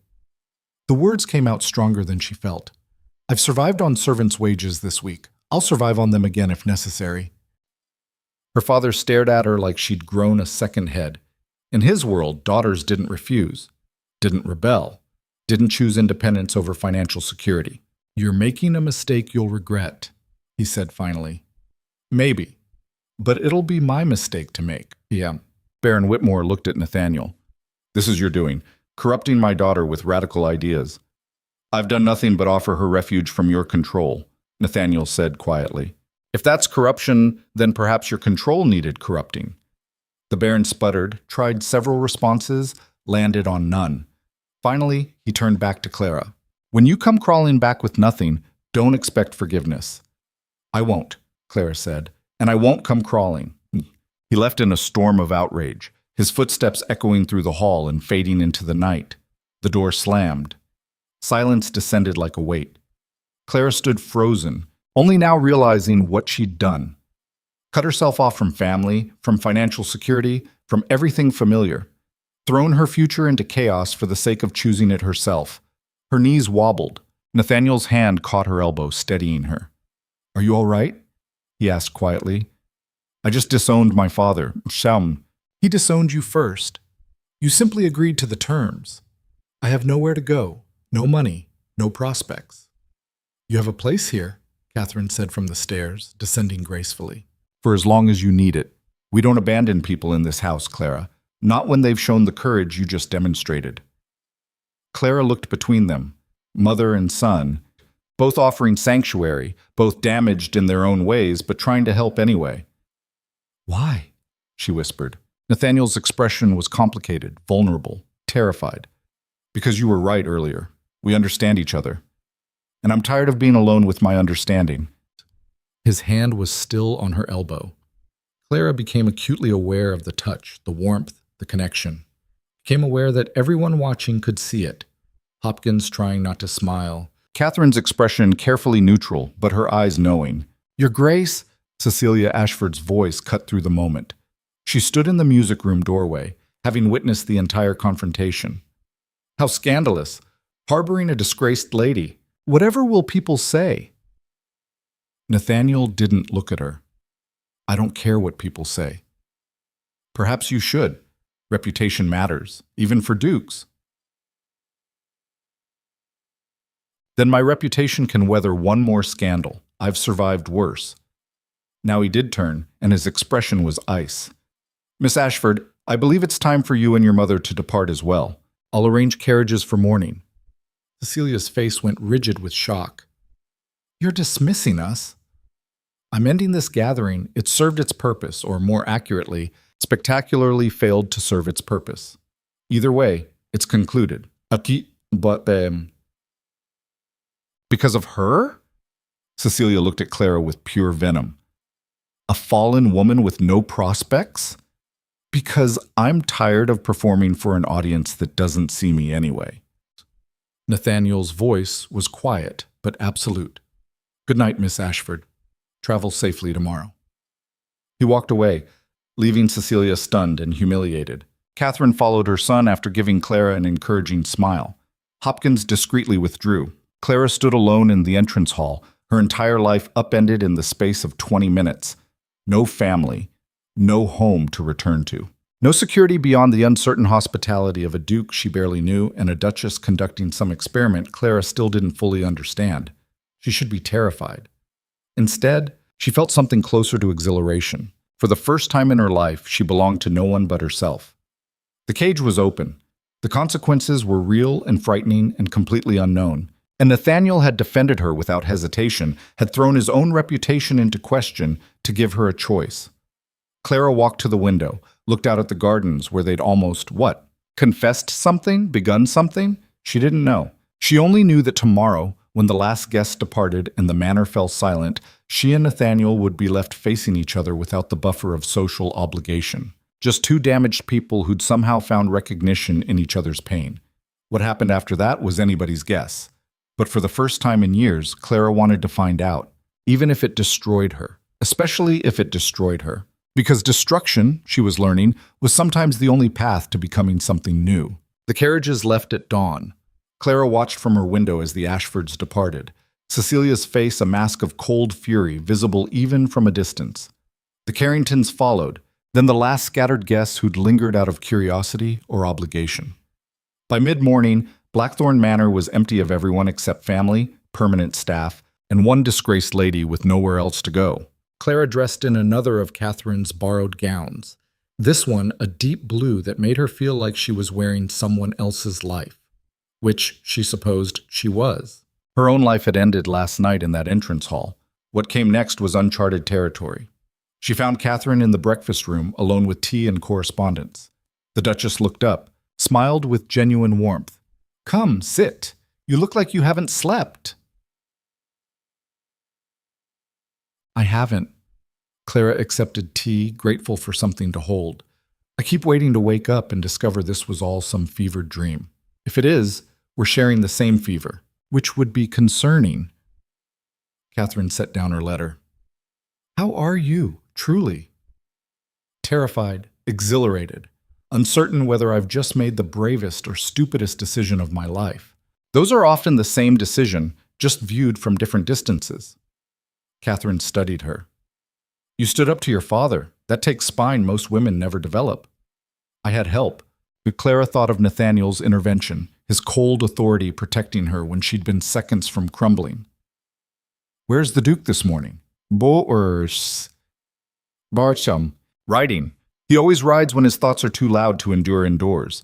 He'll be back by noon, soaked and exhausted and marginally more capable of human interaction." Catherine's expression shifted. "Clara, I need to be honest with you about something." The tone made Clara's stomach tighten. "What?" "I manipulated this situation. Not all of it. Your arrival was your own choice, and your confrontation with your father was unpredictable. But bringing you from servant to guest, keeping you here, encouraging my son to engage with you, that was calculated." "I know?" Catherine blinked. "You know?" "You're trying to save him. You think someone like me, someone equally damaged, equally honest, might reach him in ways traditional courtship hasn't. You're gambling on disruption. And you're staying anyway?" Clara wrapped both hands around her teacup, absorbing its warmth. "I'm staying because for the first time in my life, someone looked at me and didn't see a transaction. Your son defended my right to choose. That's not nothing." "It's dangerous," Catherine said quietly. "Nathaniel isn't cruel, but he's deeply wounded. He might let you close and then panic. Might hurt you without meaning to. Are you prepared for that?" "No, but I don't think preparation is possible. Either we find a way through each other's damage, or we don't. But I'd rather try and fail than spend my life wondering what if." Well, Catherine's eyes glistened. "You remind me of myself at your age, before I learned to be careful. Did being careful make you happy? It made me safe. There's a difference." She stood, collecting her letters. "My son will fight this, Clara. He'll fight you, fight himself, fight the possibility of connection. Don't take it personally. His fear isn't about you, it's about everyone he's already lost." She left Clara alone with tea and the weight of warning. Through the window, the gardens stretched empty and beautiful, their geometric perfection somehow lonely in the morning light. A life built on control and order, missing the chaos that made things grow. Clara was still sitting there when Nathaniel returned an hour later. She heard him before she saw him, boots in the hallway, low conversation with Hopkins, the sound of someone stripping off wet riding clothes. Then silence. She should give him space, should retreat to her room, and let him come to her if he chose. Instead, she found herself walking toward his study, drawn by something she couldn't name and didn't want to examine too closely. The door was open. Nathaniel stood at his desk, shirt partially unbuttoned, hair damp from either rain or exertion. He looked exhausted and alive simultaneously, color in his face for once, tension in his shoulders that was physical strain rather than emotional armor. "You're staring," he said without looking up. "You knew I was here?" "I heard you breathing. You have a distinctive rhythm." Clara stepped inside, left the door open. Propriety's last stand. "We need to talk about what happens now." "Nothing happens now. You stay as my mother's guest until you figure out your next move. That's all." "That's not all, and you know it." "Shub." Now he looked up. His eyes were guarded, but not cold. "What do you want me to say, Clara? That last night changed something? That defending you from your father meant more than simple hospitality? I want you to stop pretending yesterday didn't happen. Yesterday was chaos. I'm trying to restore order. By ignoring everything we said to each other? Nathaniel's jaw tightened. We said things in heightened emotional states. That doesn't make them true or actionable. So you didn't mean it. When you said you understood me, I meant it. That doesn't mean we should. He stopped, rubbed his face with both hands. Clara, I don't know how to do this. Whatever this is, I don't know how to let someone close without destroying them or being destroyed myself. You said that last night too. And it's still true this morning. Clara moved closer to the desk, close enough to see the fine tremor in his hands. What are you afraid will happen if you try? That you'll realize I'm not worth the effort. That you'll leave. That I'll care and then lose you like I've lost everyone else who mattered. The words came fast, unguarded. That I'll fail you the way I failed my brother, my soldiers, everyone I was supposed to protect. The rawness in his voice stole Clara's breath. You didn't fail them. I survived and they didn't. That feels like failure. Nathaniel's. Don't. He held up a hand. Don't tell me it wasn't my fault. Don't offer comfort I haven't earned. Just don't. They stood in silence, separated by 10 feet of carpet and years of accumulated grief. Clara wanted to close the distance, wanted to touch him, wanted to promise things she had no right promising. Instead, she said, "What if I'm not asking you to be healed? What if I'm just asking you to try?" Try what? Oh. Being human instead of perfect. Letting someone see your damage instead of hiding it. Risking connection even though it's terrifying. Why would you want that? Why? I'm not exactly an appealing prospect, a broken duke living in isolation, haunted by ghosts. Because I'm a disgraced lady living on charity, haunted by the life I fled. We're both disasters. Nathaniel. Maybe disasters understand each other better than well-adjusted people ever could. Something shifted in his expression. Not surrender, but consideration. This is a terrible idea. Probably. We'll hurt each other. Almost certainly. So why try? Clara thought of the last week. The exhaustion of pretending to be someone else. The relief of being seen. The terror and exhilaration of having her entire life upended. Because the alternative is spending our lives safe and alone and slowly dying of it. And I'm tired of dying slowly. Nathaniel stared at her for a long moment. Then he laughed.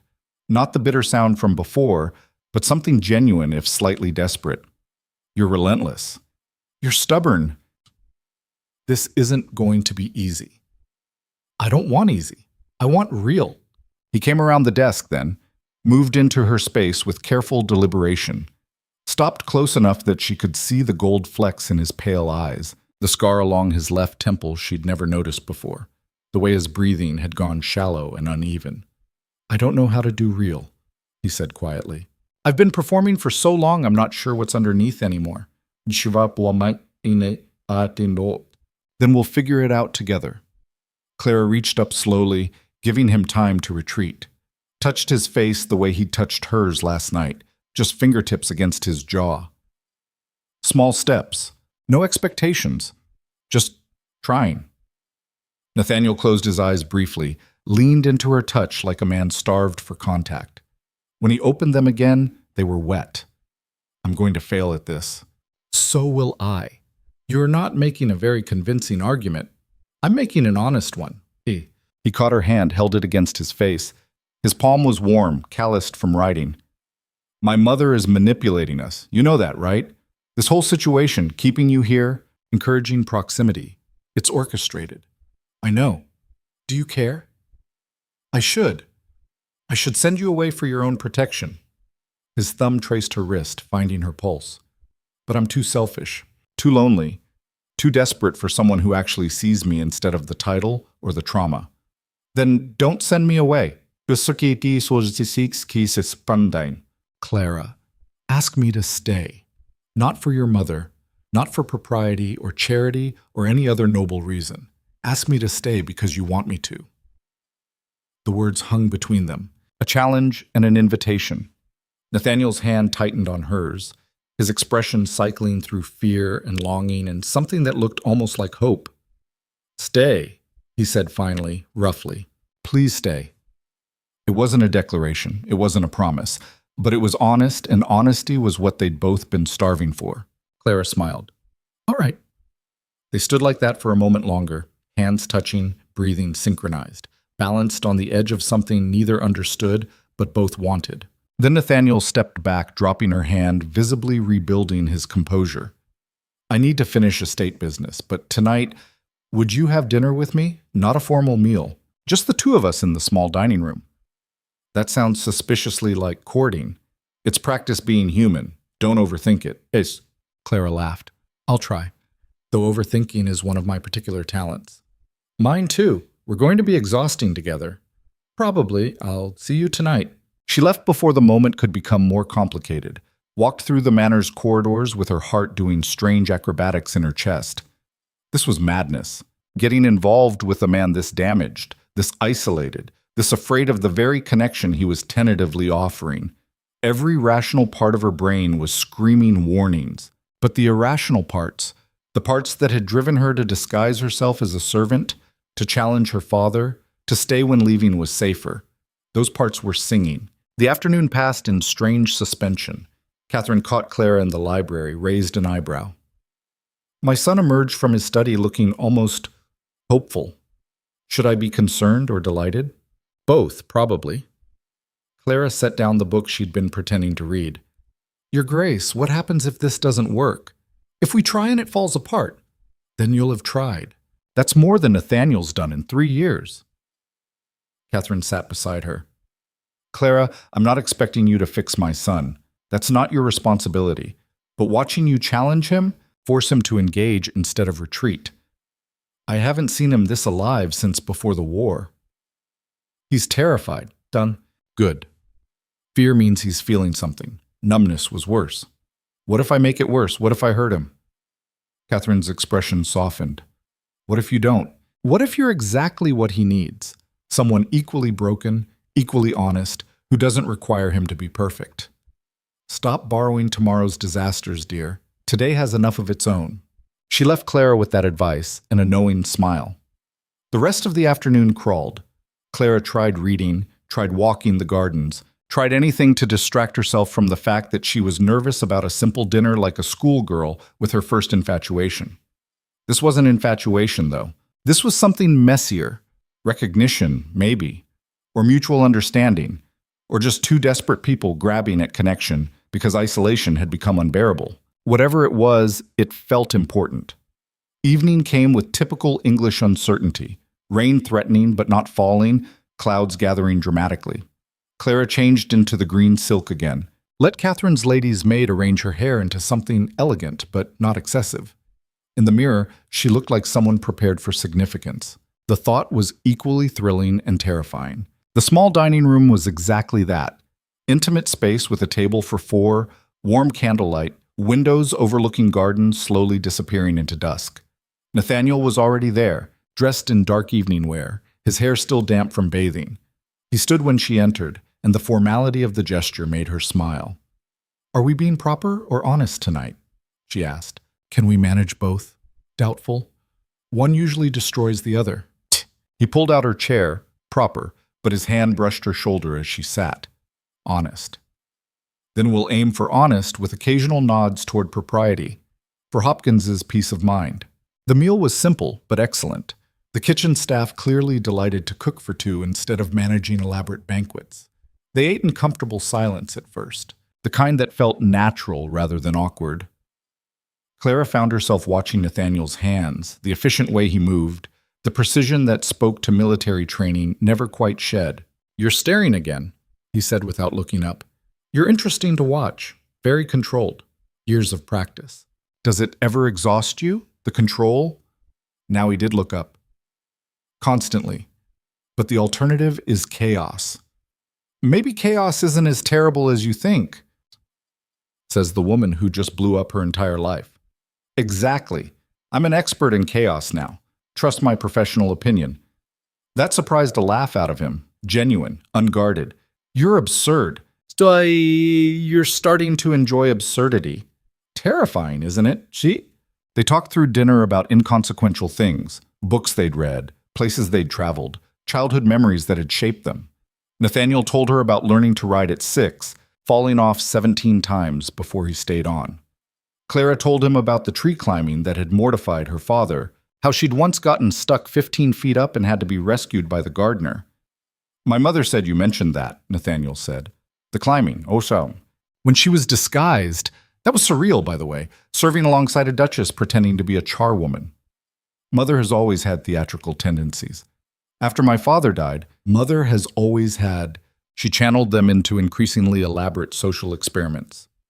His expression grew complicated.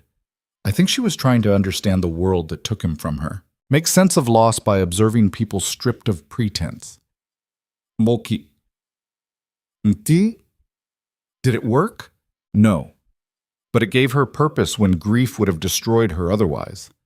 I understand that impulse, creating structure to survive chaos.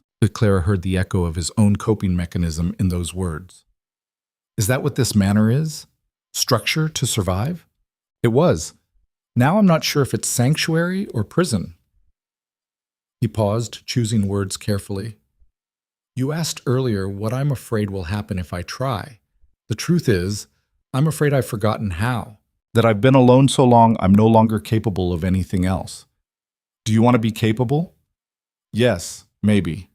I don't know. He set down his fork, frustrated. See? This is why I avoid this. I can't even articulate what I want without contradicting myself.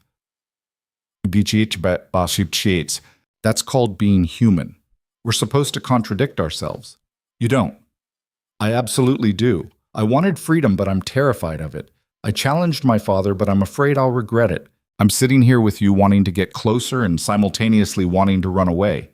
Contradiction is the human condition. Nathaniel studied her across the table. You're not running, though. Neither are you. Not yet. That's progress. They finished the meal in that same comfortable near silence, an understanding settling between them that didn't require constant articulation. When the last course was cleared, Nathaniel stood, offered his hand. Walk with me? Clara took his hand, let him pull her up.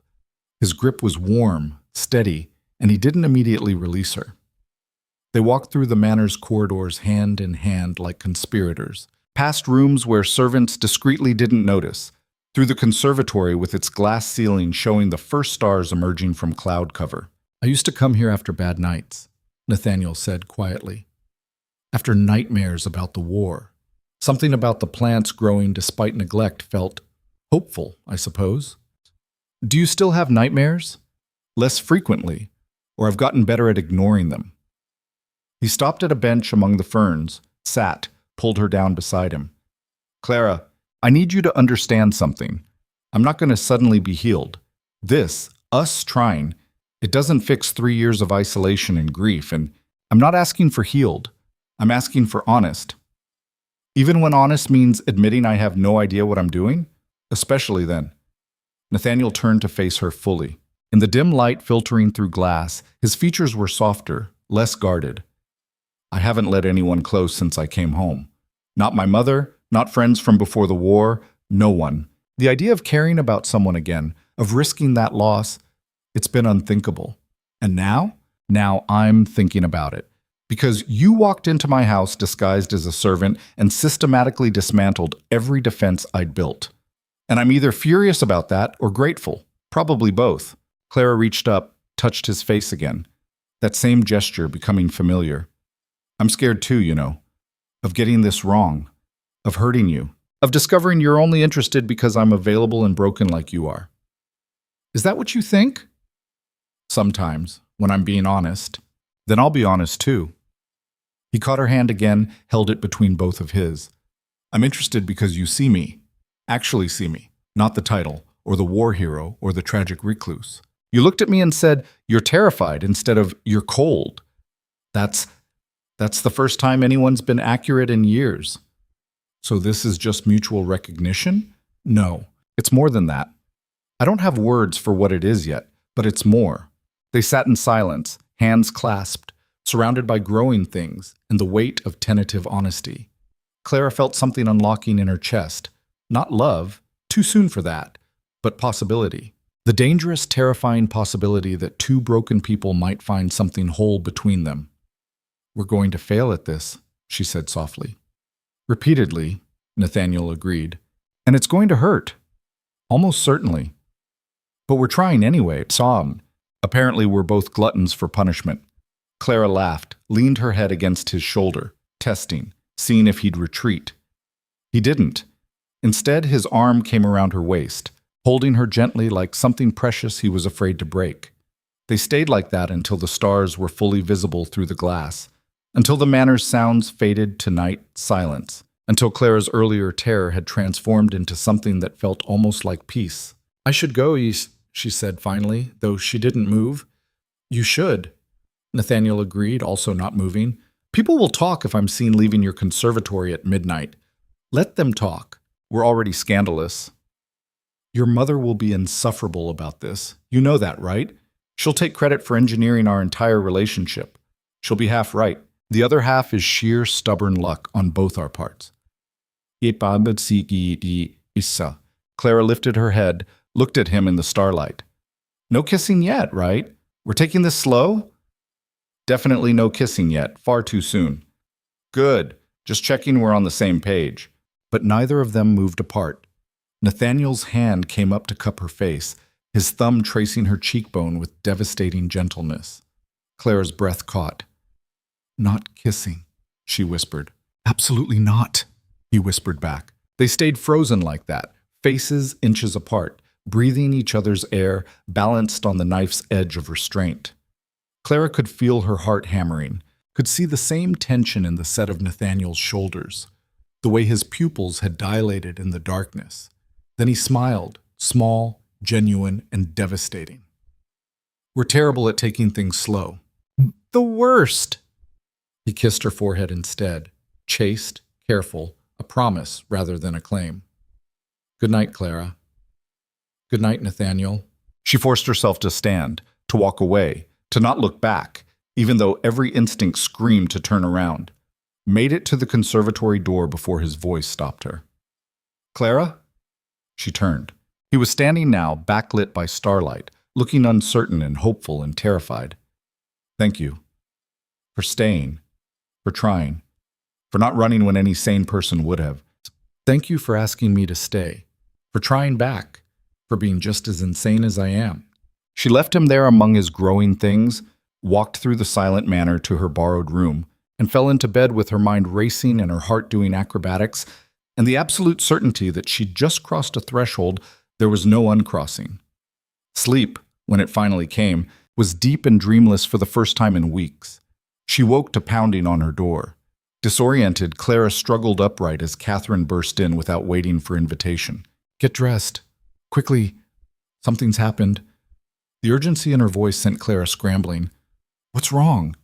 "Nathaniel's gone riding. Before dawn. Hopkins just found a note in his study." Catherine's face was pale. "He says he's made a mistake. That he's putting you in danger by encouraging this. That you need to leave before he hurts you." Clara's stomach dropped. He ran. In the most dramatic, self-destructive way possible. "Yes." Catherine handed her address. "I'm going after him. You're coming with me." "Your Grace, maybe he's right. Maybe this is too much, too fast. Don't you dare!" Catherine's voice cracked like a whip. "My son has been running from connection for 3 years. You're the first person to make him stop, to make him feel. And now his fear is winning, and if we let it, he'll spend the rest of his life alone." What if alone is what he needs? What if it isn't? What if you're what he needs, and he's too damaged to see it? Catherine's eyes were fierce. "I've watched him die slowly, Clara. I won't watch him finish the job because he's too afraid to live." Clara dressed with shaking hands, followed Catherine downstairs where Hopkins had horses already saddled. The old butler looked grim. "He took Tempest," Hopkins said. "That's his war horse, fast, difficult. He only rides him when he's trying to outrun his own thoughts." "Where does he go on?" Clara asked. The cliffs, 2 miles north. There's a place he used to take his brother before. Hopkins stopped. Be careful, Your Grace. He's not himself when he's like this. They rode hard through early morning mist, Catherine setting a pace that Clara struggled to match. The countryside blurred past, fields giving way to rougher terrain, cultivated land surrendering to wild moorland. Finally, they crested a rise and Clara saw him. Nathaniel stood at the cliff's edge, his horse grazing behind him, his figure stark against the sky. He wasn't moving, just staring out at the valley below with the posture of a man at the end of something. Let me, Clara said quietly, dismounting. Catherine looked like she wanted to argue, then nodded. If he jumps, I'm holding you personally responsible. He's not going to jump. How do you know? Because running means he still has hope. It's surrender that would put him at that edge. Clara hoped she was right, started walking toward him with her heart in her throat. He heard her approach. She could see his shoulders tense, but didn't turn. Go away, Clara. No. I'm not doing this. I can't. I thought I could, but I was wrong. You're scared. There's a difference. It's the same thing. Says. Clara stopped beside him, close enough to touch, but not touching. The cliff dropped away sharply, 100 feet of empty air to rocks below. Tell me what happened between last night and this morning. I had a nightmare about France, about holding my brother while he died and being unable to save him. Nathaniel's voice was hollow. I woke up and you were the first thing I thought about, and I realized I was already caring, already invested, already vulnerable. And that terrified you.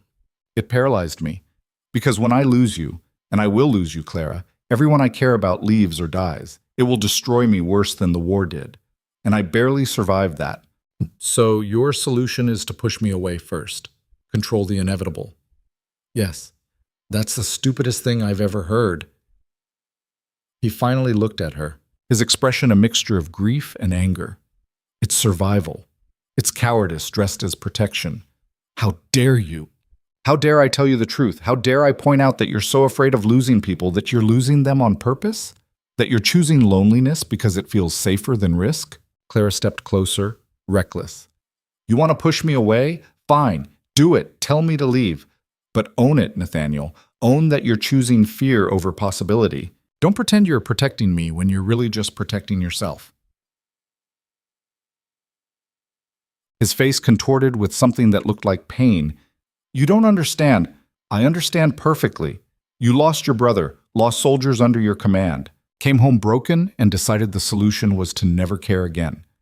But that's not living, Nathaniel. That's just existing.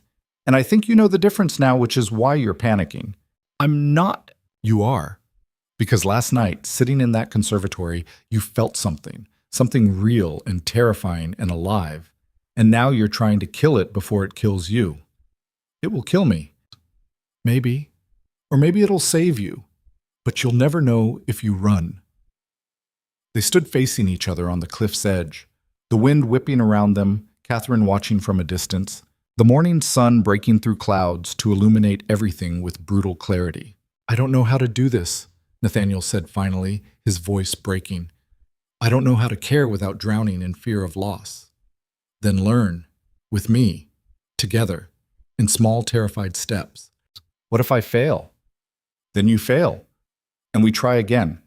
That's how growth works, Nathaniel, through failure and fear and trying anyway. He looked at her like she was speaking a foreign language, like the concept of trying despite fear was completely alien. Then, slowly his face crumpled.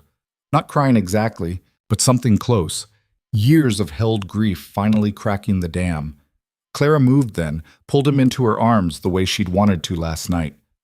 He resisted for a heartbeat, then collapsed into her embrace, his face buried against her shoulder, his whole body shaking with silent sobs. I'm so tired, he whispered against her neck, so tired of being afraid. I know, me too. I thought isolation would make it stop, the fear, the pain. Did it? No, it just made everything quieter, emptier. But the fear was still there, just muffled. Clara held him tighter, one hand in his hair, the other around his waist, anchoring him through whatever storm was breaking inside. Then try something different. Try letting someone in. Try risking the pain because connection might be worth it. What if it isn't? What if it is? He pulled back enough to look at her, his face raw and unguarded. You're relentless. You've mentioned that. I mean it. You don't stop. You don't retreat. You just keep pushing until walls collapse. Is that a complaint? It's an observation. His hands came up to frame her face, mimicking her earlier gesture. You're the most terrifying person I've ever met. Good. You needed terrifying. Everyone else was too gentle. He laughed then, wet and broken, but genuine. What are we doing, Clara?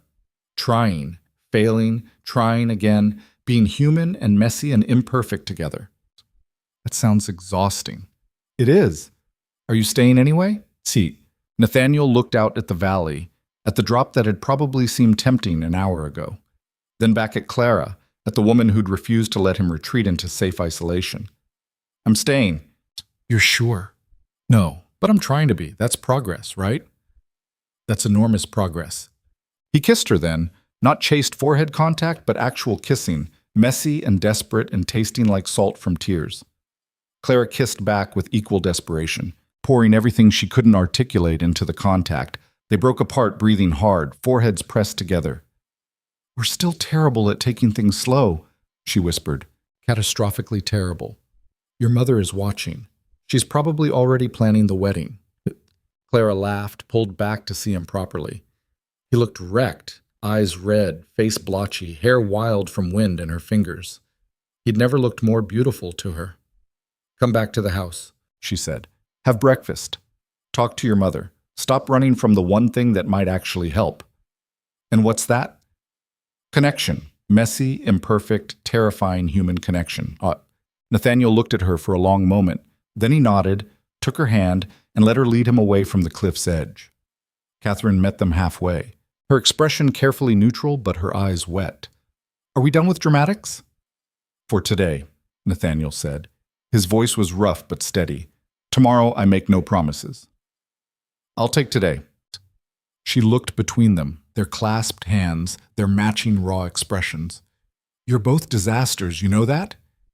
We know, Clara said. Good. As long as we're clear. Catherine turned her horse. Come on. Hopkins will have breakfast ready and I'm starving. Emotional crisis always makes me hungry. They rode back together, three damaged people choosing connection over safety, trying over surrender. It wasn't healed, it wasn't fixed, but it was honest, and honest was a foundation they could build on.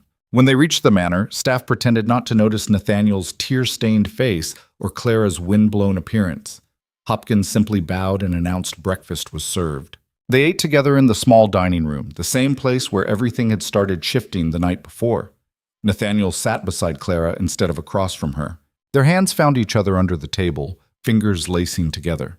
Catherine watched with barely concealed satisfaction. So, the Duchess said eventually, what happens now? Nathaniel looked at Clara. Clara looked back. They were both disasters, both terrified, both damaged beyond easy repair. But they were also both there, present, trying. Now, Nathaniel said slowly, we figure it out, together, one disaster at a time. It wasn't a solution, it wasn't even a plan, but it was a beginning, and sometimes beginnings were enough. The weeks that followed weren't easy. Clara would later look back on them as the hardest and most honest of her life. A daily negotiation between fear and hope, between two people learning to exist in proximity without armor. Nathaniel didn't magically heal. Some mornings he was present, engaged, almost lightened by their tentative connection. Other mornings he withdrew into himself, haunted by nightmares he wouldn't discuss, shutting Clara out with a politeness more cutting than cruelty. I need space, he'd say, and Clara would give it, even though it felt like abandonment.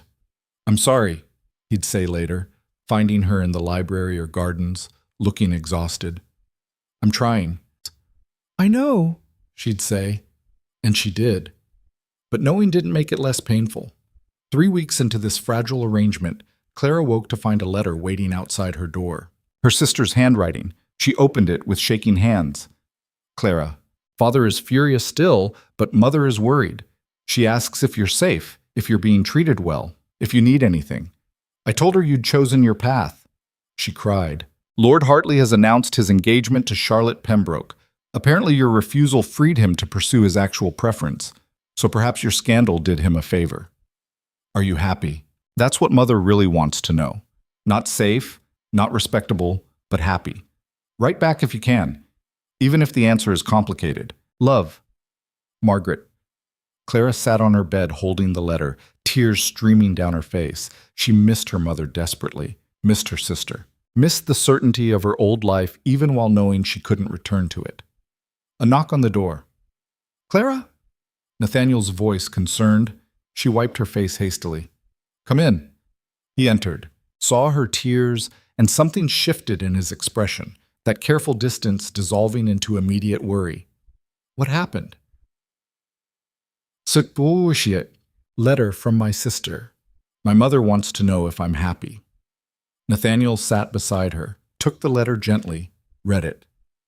Are you happy? I don't know. I'm terrified and uncertain, and some days I want to run back home and beg forgiveness. But I'm also more alive than I've been in years. So maybe that's a kind of happiness? It sounds exhausting. It is. Are you happy? He considered the question seriously. I'm less numb. Whether that's happiness or just feeling returning after long absence, I can't tell yet, but I prefer it to the alternative. Clara leaned against his shoulder. He tensed briefly, then relaxed, his arm coming around her.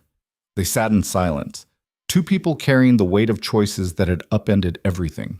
Write your mother back, Nathaniel said finally. Tell her you're safe. Tell her the truth, that you're struggling but choosing it. That's all any parent really wants to know. But your mother wants more than that. She wants you healed, My mother wants the impossible. She'll settle for improved. He kissed the top of Clara's head, casual affection that still made her heart stutter. Come on, Catherine's planning something elaborate for luncheon. We should probably make an appearance before she sends search parties. Catherine had indeed planned something, not elaborate, but deliberate. When Clara and Nathaniel entered the small dining room, they found an unexpected guest. Hopkins stood there in formal butler attire, but his expression was uncertain. Your Grace, Lady Clara. I apologize for the intrusion, but there's someone at the gate requesting entry. I wasn't sure how to proceed. Who? Nathaniel asked. Baron Whitmore, Your Grace, Lady Clara's father. He's asking to speak with his daughter. Clara's stomach dropped. Nathaniel's hand found hers under the table, squeezed. Did he say why? Clara managed. No, my lady. Only that it's urgent family business. Clara looked at Nathaniel. He looked back, and she saw the question in his eyes. What do you want to do? Let him in, she said. Her voice was steadier than she felt. I'll see him. You don't have to, Nathaniel said quietly. I know, but I want to. She stood, still holding his hand. Will you stay with me? I don't think I can do this alone. Of course. They met Baron Whitmore in the formal drawing room, neutral territory. Witnesses in the form of Catherine, who'd materialized from somewhere looking formidable. Clara's father looked older than she remembered, tired and uncertain rather than furious. Clara, he said when he saw her, not accusatory, almost tentative. Father. She stayed beside Nathaniel, drawing strength from his presence. I've come to apologize. The words were so unexpected that Clara actually stepped back. What? I was wrong. About Lord Hartley. About controlling your future without consulting you. About valuing social standing over your happiness. He looked at his hands. Your mother made me see it. She said we were treating you like property instead of a person. And she was right. Clara felt Nathaniel's hand tighten on hers. Catherine was watching with barely concealed interest. Why now? Clara asked. Why not weeks ago when you demanded I come home? Because I was angry then, embarrassed, worried about reputation. Her father met her eyes finally. But your mother pointed out that we were losing you, really losing you. And no amount of social standing is worth that. So this is Mother's idea. The apology is mine. Your mother just helped me see I owed it. He glanced at Nathaniel. Your Grace, I was discourteous in your home. I apologize for that as well. Nathaniel inclined his head. Family conflict tends to bring out strong emotions. I understand. Still, I shouldn't have presumed. Baron Whitmore turned back to Clara. Barons, I'm not asking you to come home. Your mother and I have discussed it. You're of age to make your own choices. If you're happy here, I'm not happy, Clara interrupted. I'm struggling, learning who I am without the cage I grew up in. Some days I fail spectacularly, but I'm choosing it. That's the difference. Her father absorbed this. And His Grace? Is he... Are you... We're figuring it out, Nathaniel said quietly. Nothing formal, just two people learning to be honest with each other. I see. Baron Whitmore looked between them. Your mother wanted me to tell you that you're welcome home any time. No conditions, no marriage requirement, just as yourself. Clara's eyes burned. Tell her thank you, and that I miss her. Come visit. Bring His Grace if he's willing. Let your mother see you're all right. He paused. Let me see it too. It wasn't forgiveness exactly. It wasn't full reconciliation. But it was a door opening instead of slamming shut, and that was more than Clara had expected. I'll come, she said. Soon, when I'm ready. Her father nodded, started to leave, then turned back. Clara, I'm proud of you, for standing up to me, for choosing yourself. I should have said that weeks ago, and he left before she could respond. Clara stood frozen, processing, until Nathaniel pulled her into his arms. That went better than expected, Catherine observed. Mother, Nathaniel said warningly. What? I'm simply noting that sometimes people surprise us. Sometimes they choose growth over comfort. It's refreshing. She smiled at Clara. Write your mother, dear. She's clearly been working miracles. After Catherine swept out, Clara pressed her face against Nathaniel's chest and finally let herself cry, not from grief but from relief, from the complicated joy of having someone meet you halfway when you'd expected only rejection. I'm getting your shirt wet, she mumbled. I have others. Your mother is impossible. She's delighted. This whole situation is vindicating every manipulative instinct she has. Are you angry about that? Nathaniel pulled back enough to look at her. No, because she was right. I needed disruption. I needed you. I'm just irritated that she figured it out before I did. Very irritating when mothers are correct. Unbearable, really. They stood like that until Clara's tears subsided, until the weight of her father's visit had been absorbed and processed. Then Nathaniel said, There's something I need to show you. Come with me? He led her through the manor to a wing she hadn't explored, the family gallery where portraits lined the walls in chronological order. Nathaniel stopped in front of a painting of two young men, clearly brothers, arms around each other's shoulders. That's William, he said quietly.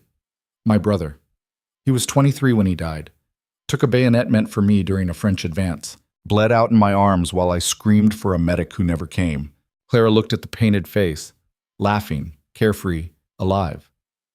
You look like him. I look like a ghost of him. He was everything I'm not. Warm, easy with people, naturally happy.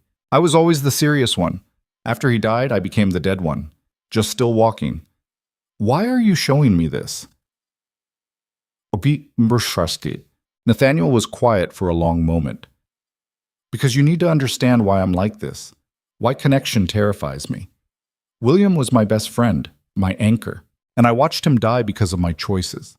I led that patrol, picked that route, gave the orders that put him in harm's way. Nathaniel, let me finish. He still wasn't looking at her, his eyes fixed on his brother's painted face. I came home and I couldn't bear to feel anything. Not grief, not joy, not hope, because feeling meant remembering, and remembering meant drowning. So I built walls and called it healing. I became the Duke instead of being Nathaniel. Safe, controlled, empty.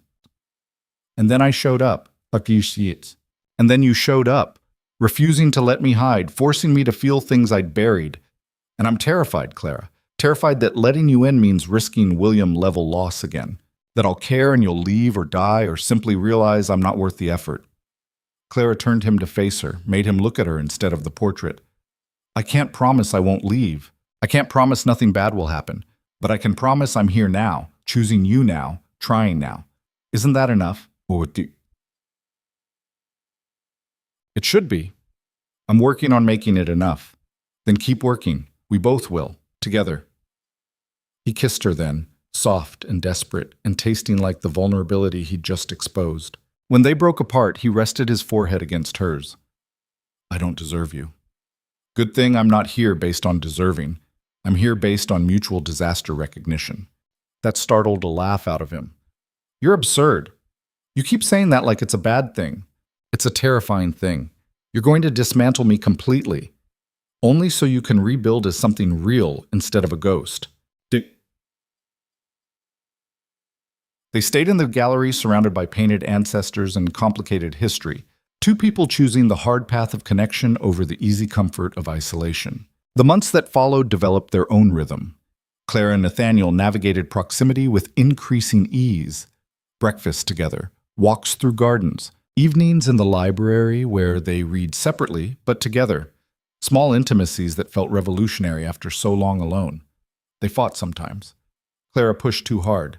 Nathaniel withdrew too quickly, and they'd spend a day or two in careful distance before one of them, usually Clara, broke the silence. This is stupid, she'd say, finding him in his study. Fighting when we could be talking? You were pushing. You were hiding. Can we both be right? Apparently we have to be. Come on. Catherine made seed cake, and she'll be insufferable if we don't eat it. And they'd go eat seed cake, and the fight would dissolve into something manageable, and they'd survive another small crisis together. 6 months into Clara's stay at Blackthorn Manor, Catherine announced she was leaving for London. Not permanently, she clarified over breakfast. Just a few weeks. I have social obligations I've been neglecting, and frankly, you two need time without my interference. We don't, Nathaniel started. You do. I've been hovering like a mother hen. It's time to see if you can manage without supervision. Catherine smiled at them both. Try not to destroy each other while I'm gone. No promises, Clara said. The manor felt different without Catherine's energy filling it. Quieter. More intimate. Clara found herself nervous in ways she hadn't been before. Aware that she and Nathaniel were essentially alone together, that propriety was being strained to breaking, that servants' gossip would be relentless. We should establish boundaries, she said the first evening, finding Nathaniel in the conservatory where they'd had so many significant conversations. What kind of boundaries? The kind that prevent scandal. Separate bedrooms? No us. Unaccompanied time in private quarters. Basically all the rules your mother's presence was enforcing without us noticing. Nathaniel looked amused. Are you worried you can't trust yourself around me? I'm worried we'll do something stupid and you'll panic and I'll be ruined and we'll both regret it. That's very specific worry. I've had time to think it through. He crossed to her, took her hands. Clara, I'm not going to compromise you. I'm barely capable of physical affection without spiraling into panic about loss. I think your virtue is safe. Your panic is getting better. Marginally. I still have nightmares most nights. I still withdraw when emotions get too intense. I'm still fundamentally broken, but less broken than 6 months ago. Maybe. Or I've just gotten better at hiding it. Look. Clara pulled her hands free, frustrated. Stop doing that. Stop retreating into self-deprecation whenever we get close to something real. This is real. This is you deflecting with humor instead of being honest. Nathaniel's expression shuddered. You want honesty? Fine. I'm terrified that I'm leading you on, that I'm too damaged for actual partnership, that you're wasting your time on someone who might never be capable of the kind of love you deserve. Who says I deserve perfect love? Maybe I deserve messy, complicated, works-in-progress love. Maybe that's actually more honest than the perfect romance novels promise. You're arguing for settling. I'm arguing for reality. And reality is that we're both disasters making each other slightly better disasters. That's not settling. That's partnership. They stared at each other in the dim conservatory light, the air thick with everything they weren't saying. Then Nathaniel closed the distance between them, cupped her face in both hands. I'm in love with you, he said roughly. Messy, terrified, completely inadequate love, but it's there. And it terrifies me more than the war did because I know how to survive war. I don't know how to survive losing you. Clara's breath caught. You're not going to lose me. You can't promise that. No, but I can promise I'm in love with you too. Equally messy, equally terrified, and I'm choosing you anyway. He kissed her then. Not gentle, not careful. He kissed her then, but with 6 months of accumulated longing and fear and hope. Clara kissed back with equal desperation, her hands in his hair, his arms crushing her close. They broke apart, breathing hard. We should stop, Nathaniel said. Probably. Your reputation is already ruined by staying here unchaperoned for months. We might as well be honest about why. Clara, I'm not asking you to compromise me. I'm asking you to stop treating me like I'm fragile. I'm here. I'm choosing this. Stop protecting me from your feelings and just feel them. Something shifted in his expression, fear giving way to desperate hope. What are you saying? I'm saying I love you. I'm saying I want a life with you. I'm saying I don't care about perfect propriety when we could have honest partnership instead. Marriage? The word came out strangled. Eventually. Maybe. If you stop panicking long enough to consider it. Clara touched his face. I'm not going anywhere, Nathaniel. You're stuck with me. Might as well make it official. He laughed, wet and overwhelmed. That's the least romantic proposal I've ever heard. You haven't actually heard my proposal yet. That was just the preliminary argument. There's more? So much more. But first I need to know you're actually listening, not panicking, not planning escape routes, actually here with me.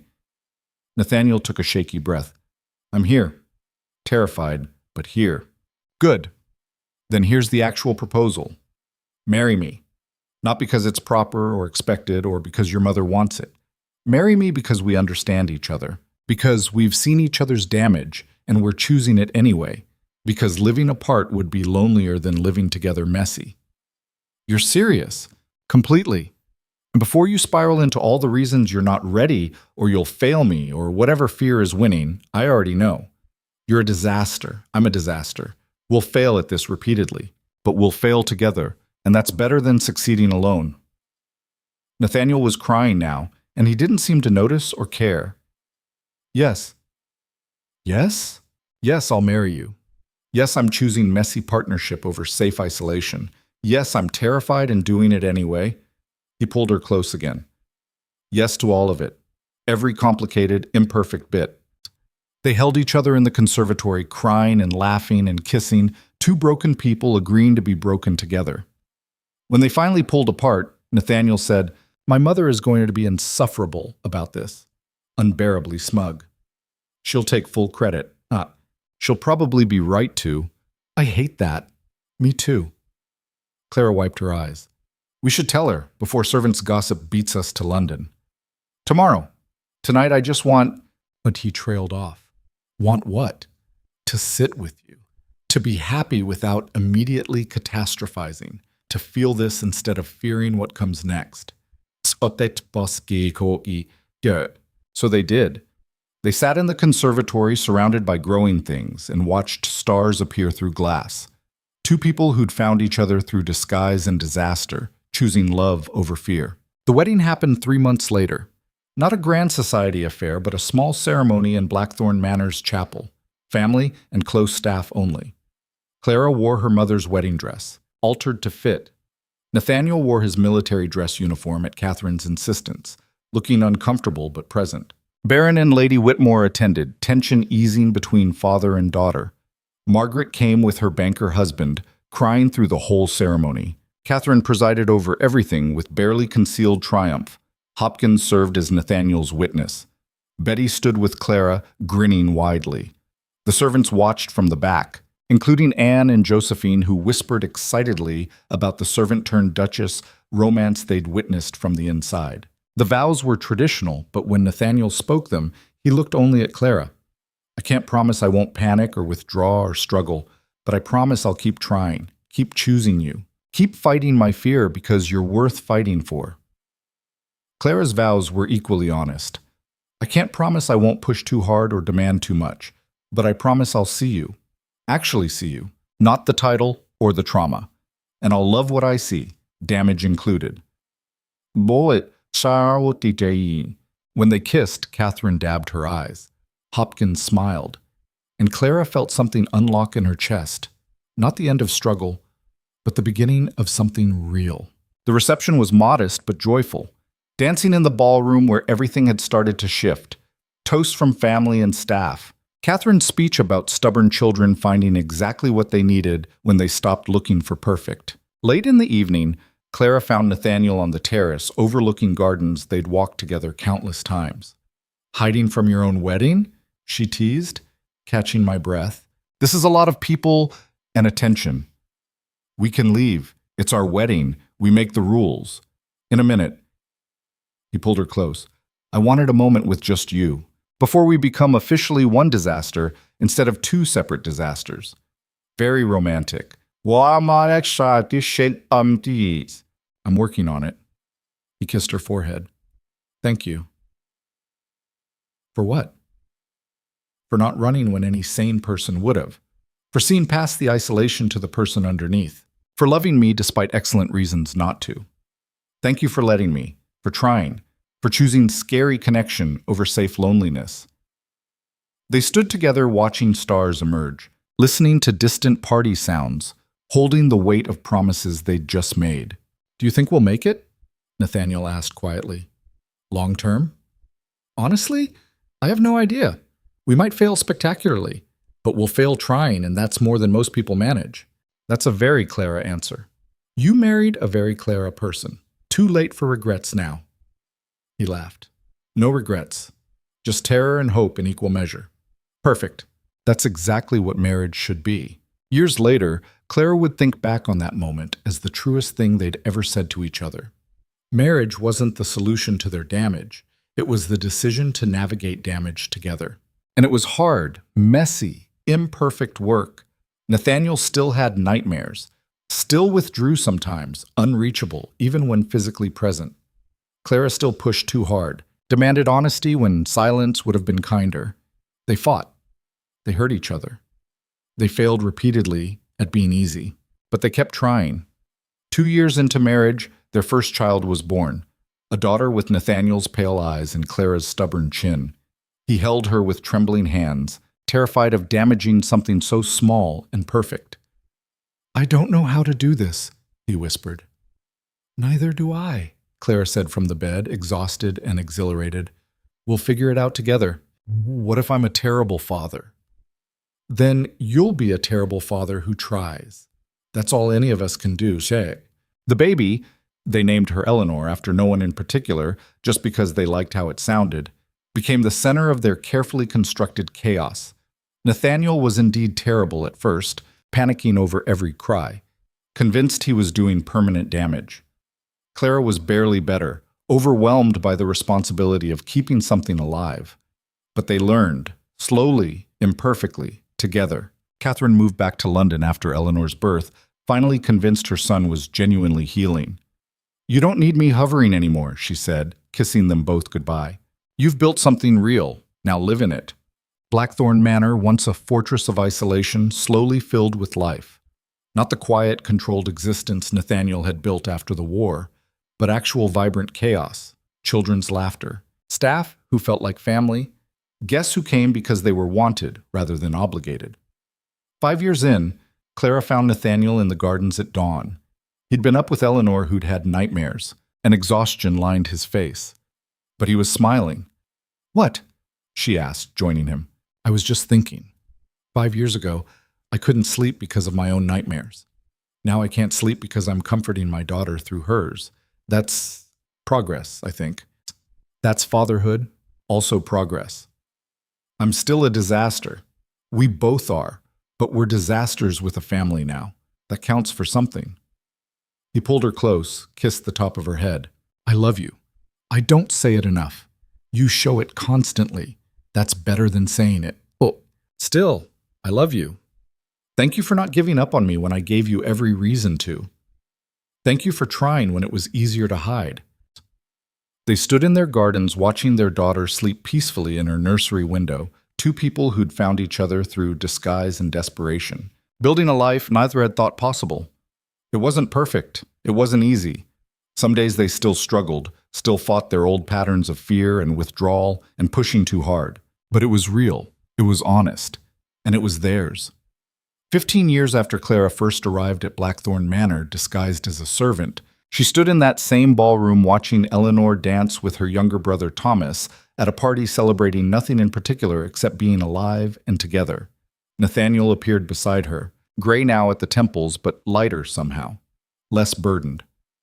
"Thinking about that first ball?" he asked. "How did you know?" Because I am too. How impossibly far away it seems. How I was a different person then. Were you? Or were you just hiding better? Both, maybe. He took her hand.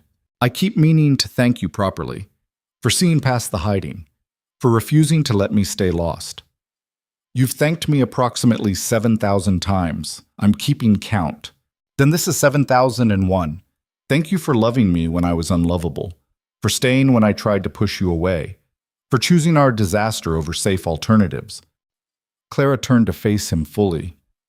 15 years of marriage, 2 children, countless fights and reconciliations, and moments of imperfect beauty.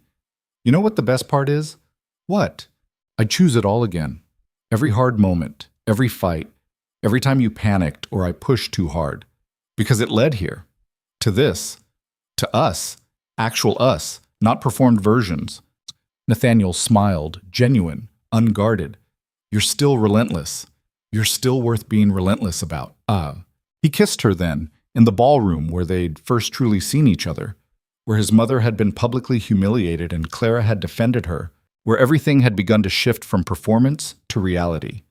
Their children made disgusted sounds from across the room. Catherine, visiting from London, laughed delightedly.